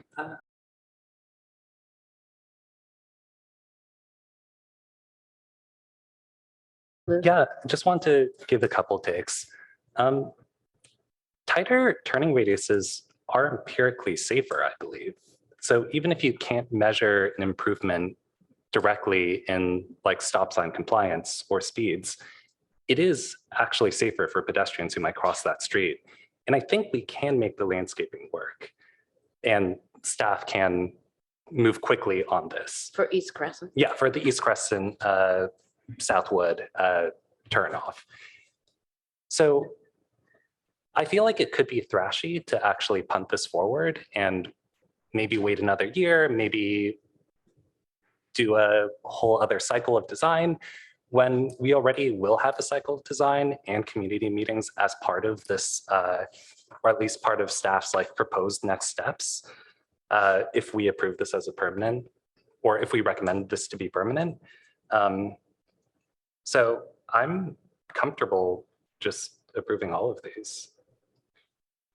And we can give further direction to try to accelerate this or to try to commit to landscaping as soon as we can, maybe at the council level. Okay, I have a couple more lights. Commissioner Rekdal? Yeah. I don't think we have the money to do both of them right. I'd rather do one of them right and kick the other one down the road until we have more money. And so to me, the obvious one to do right would be the traffic circle. Commissioner Templeton? With respect, I think the money argument is irrelevant to this body's discussion. Whether or not council wants to finance it, that's up to them. And if they want to choose which one to finance, that's fine. I agree partially with what Commissioner Liu said about trying to combine the design cycle. And I think, the compromise here is nobody here wants us to build out permanently the design that is currently at point number 2. It's not good, but it needs to be designed and redesigned as part of the same study. And so I would like us to move forward with very clear instructions in an optimistic way and leave the option for council to downsize if needed, if you think that would be appealing, Commissioner Rekdal. I think something has to be addressed there. I'm not convinced that this is the right solution. I think maybe traffic speed bumps might be a better solution than this, but can we study it? Oh yeah. I mean, that's really. I'm not opposed to this. I just think two constraints. One, we better make sure, put some thought behind it and look at other options. And number two, be able to make it look attractive enough. I think the thing that's different about East Crescent is that when you attach that kind of oddly shaped, from my point of view, and much bigger in the looking in the photo that Commissioner Templeton found, it looks like an extension of his yard, and it just looks awful. And so I don't think because there's no sidewalks, it really looks like an extension of his yard also. And so I have a bulb out too in front of my house, just so you know. So I think that one I think that is so much about his property and his daughter's property that it needs to be designed with them, and it more explicitly also. Because, I mean, even if you left it the way it was and landscaped it, it would make his property look weird. And you're right that bulb outs at narrowing the intersection are safety devices, but this one just doesn't look right to me. So I would entertain a motion if everybody's ready. I'm happy to do so. And I just want to say that I think it's a matter of being explicit. What you just said, Chair, needs to be in the motion, that the current design is not acceptable and further study is required. Would that be okay? Okay. Just a second. I requested a chance to speak. So when you're done, may I follow up? I was just going to make a motion per Chair's request. So please speak. Okay. We need to be careful here because we're second guessing a lot of engineering that's already been done. So I wasn't privy to the discussions that resulted in these particular designs. Some of them seem intuitively right. The one that doesn't seem intuitively right may yet be the best solution, but I haven't seen the alternatives or already ruled out. So I hesitate to give too much direction to staff about what should be there when they may have already considered that and we simply don't know the outcome of those discussions. I am not sure that design has happened yet. So I'm not sure we're second guessing engineering design because that's what we're going to try and move forward with. The pilot is the result of a design process, which included a lot of public input as well. It is certainly not the level of design we're asking for if we move it forward. I understand the concern and I appreciate it actually, but I also have a strong sense of my own ignorance about what went into that decision. So I'm just reluctant to second guess staff on that. How about I give it a try with the motion? And if you have comments, Chair. I mean, I'll just second Commissioner Aiken's comments. It should empirically be safer. Like, we've done design work, we've done community meetings, and the neighborhood by large supports it by a pretty healthy margin. And I think the aesthetic concerns and the aesthetic design concerns are really significant and can be addressed. But I think the actual safety and traffic calming design feels difficult to second guess at this point, given that we might just kick the can down for several more years and delay other implementations on other roads. It's not a design. We haven't approved design yet. That phase has not happened yet. And there's more than one way to have a turn radius at that intersection. And so I do agree that we don't have a design to reject, but I do also agree with the comments we've heard from other commissioners that what we're seeing is problematic and requires further study, and we should encourage that. And I think that you are also agreeing with that. Yeah, I agree. And I think, if we move forward, explicitly, there will be a design process in the next steps on the bottom of packet page 25. So I think we maybe just agree. Yeah. Okay, so I'm going to give it a try. And if you guys, if anyone's uncomfortable with this, please speak up and we can workshop it, okay? But let's see if I can find the recommendation. So planning, I move that Planning and Transportation Commission recommends the city council approval of permanent installation of traffic calming pilot project, which includes a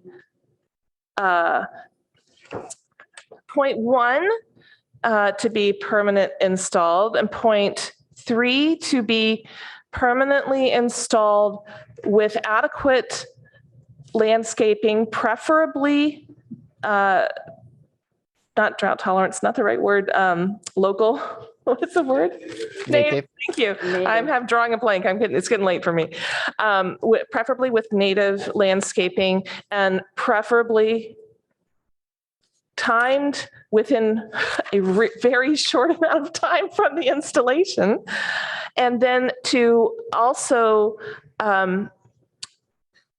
take further steps to improve the design of point 2 at Crescent and Southwood such that it is as safe, if not safer, than what's there, while being more aesthetically pleasing and suitable to the adjacent properties.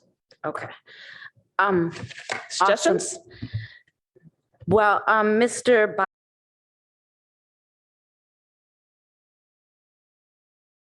So if we can wait for a second till after he has a chance. Thank you, Chair.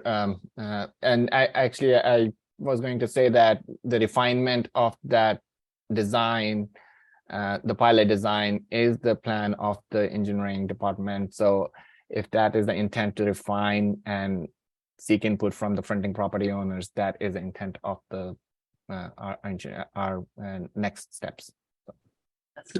I'll second. Okay, would you like to speak to your motion, Commissioner Templeton? Yes, I'll be brief. I know it's late. Just to say that we do have pilots for a reason. That's because we want to try with something that's reasonable and see how the feedback is going.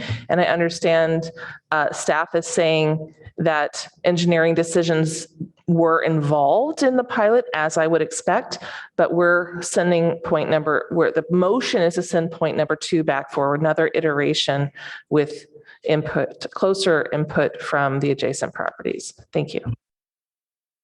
I'd like to speak to the second. I do think that 1 and 3 seem pretty ready to go, but point number 2 does need work. And in response to what an earlier commissioner said about this is empirically safer, I don't think that we can say that because the data shows that there was an accident there in a time during a pandemic when there was greatly reduced traffic. And we don't know that the reductions that we've seen in traffic volume and speeds are real because of the pandemic. So we know that the collision data at least isn't apples to apples, and we have data from an eyewitness that there are collisions there. So clearly we want to see if this can be made safer, as the motion states. And yeah, so I do have a question. Does that redesign include does that include entirely different options as well, such as speed tables? I don't see why not. I mean, that's what we're discussing. They've heard the feedback here, and that's what commissioners are suggesting. So do we need to be more explicit about that? Because I don't want to say that we're specifically signing off on a bulb out. I mean, if the design team were to say, oh, and now we think that actually here speed tables would be better, I certainly wouldn't want to, I don't want to preclude that. So let's add that point number 3 should come back before the commission with the next iteration. Point number 2. Point number 2, thank you. So that we can confirm that our feedback was incorporated, because we have heard a couple of different ideas here that might be more suitable. We recognize you're not prepared tonight to speak to every kind of possibility that was considered, but don't come back to us with the same design.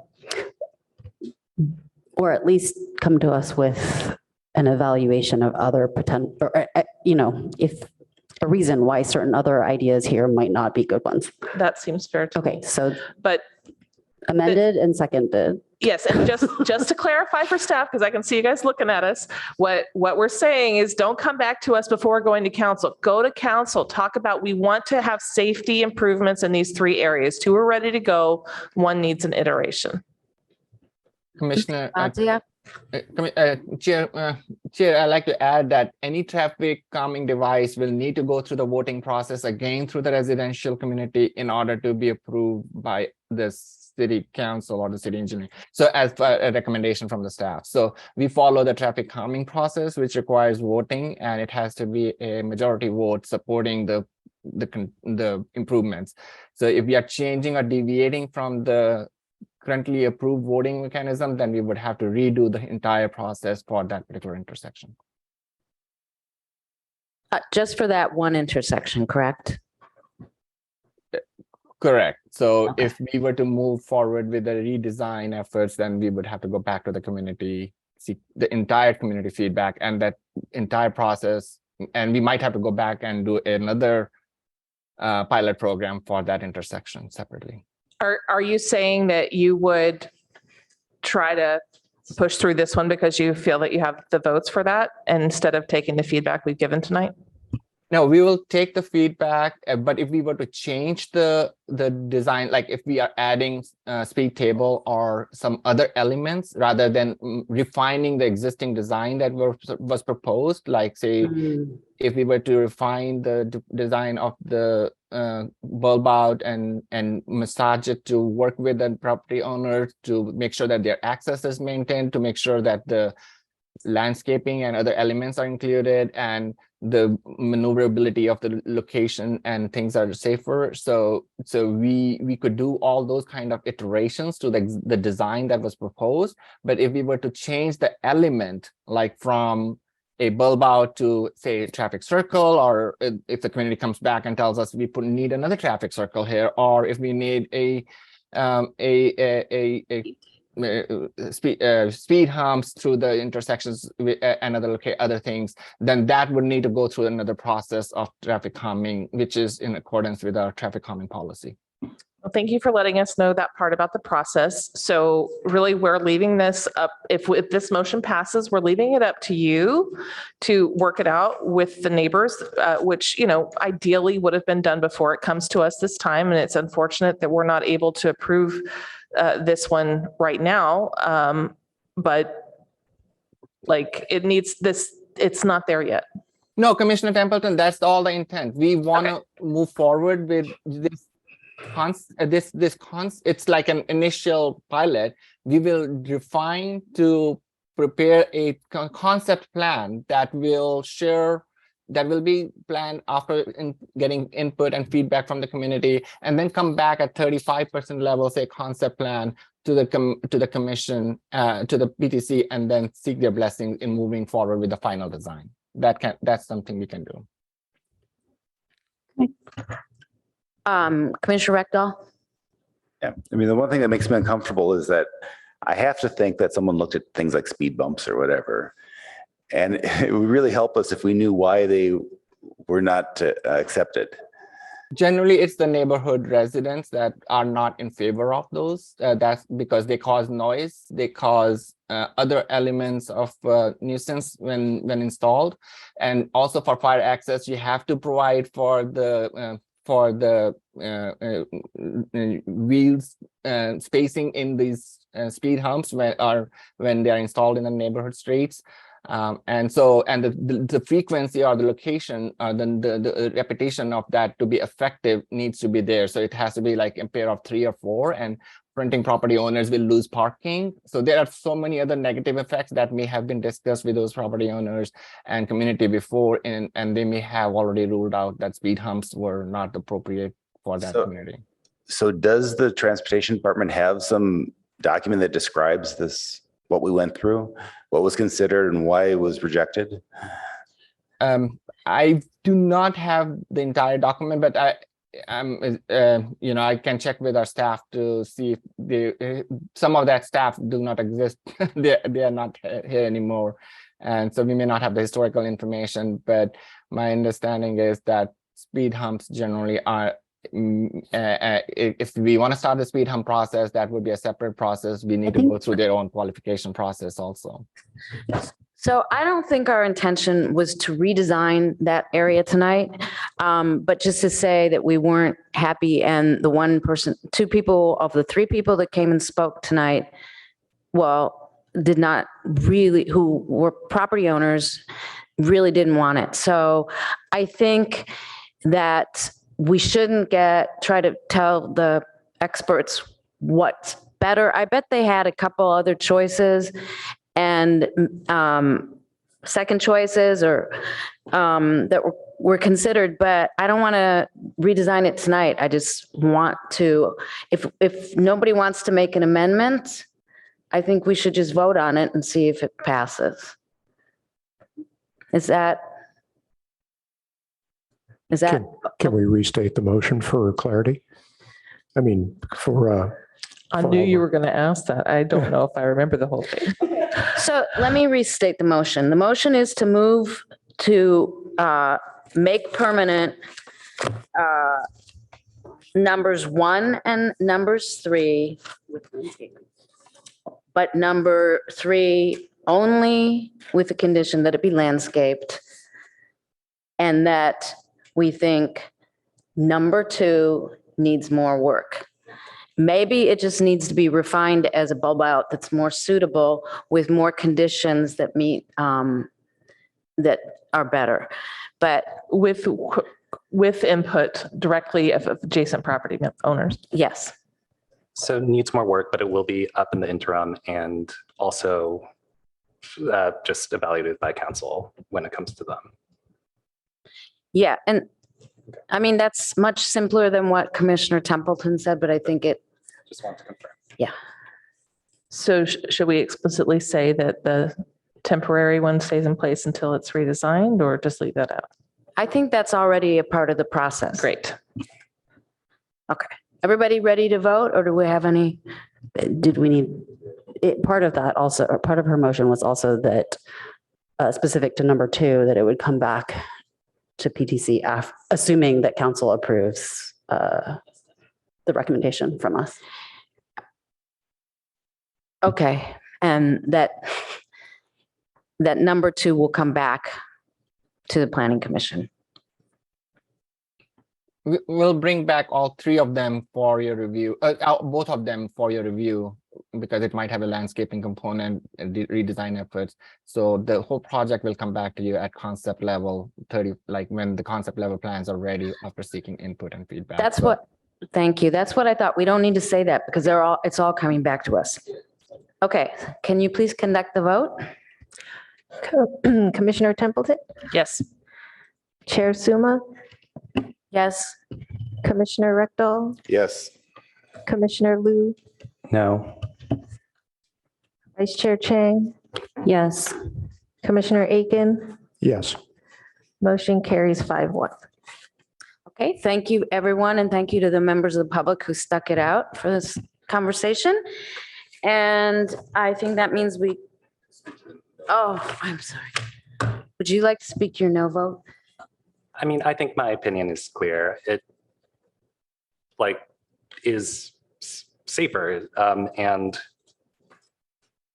it's just less thrashy. And I don't think we need the thrash. Okay. Thank you for that. And then our last item this evening is approval of minutes, draft verbatim and summary minutes of May 10th. Do I have a motion?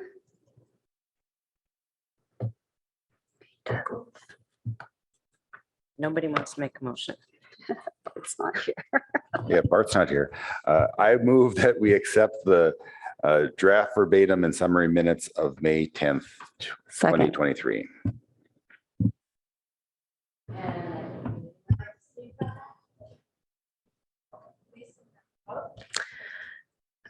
Chair Suma, Yes. Vice Chair Chang, Yes. Commissioner Aiken, Yes. Commissioner Liu, Yes. Commissioner Rectal, Yes. Commissioner Templeton, Yes. motion carries 6-0. Thank you for that. And now, and thank you again to the public. And now we just go on to commission questions, comments, announcements.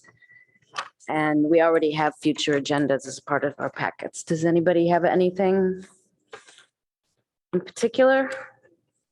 I see Templeton and Rectal then.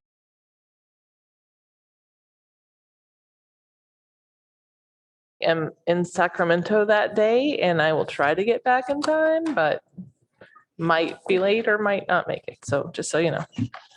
Okay, thank you for that. Or I guess I should add 28th and the next meeting, I will both be on travel on both those. I will plan to call in Okay, so the 28th, you're gonna call. 28th and The the, 17th of and then what's the next one? 7th, 12th. 12, yeah. So participating remotely Yes. and providing in advance your I'll send you my hotel location Yeah. or what have you. Yes. I'll get the reservations. Okay, we're in a new environment.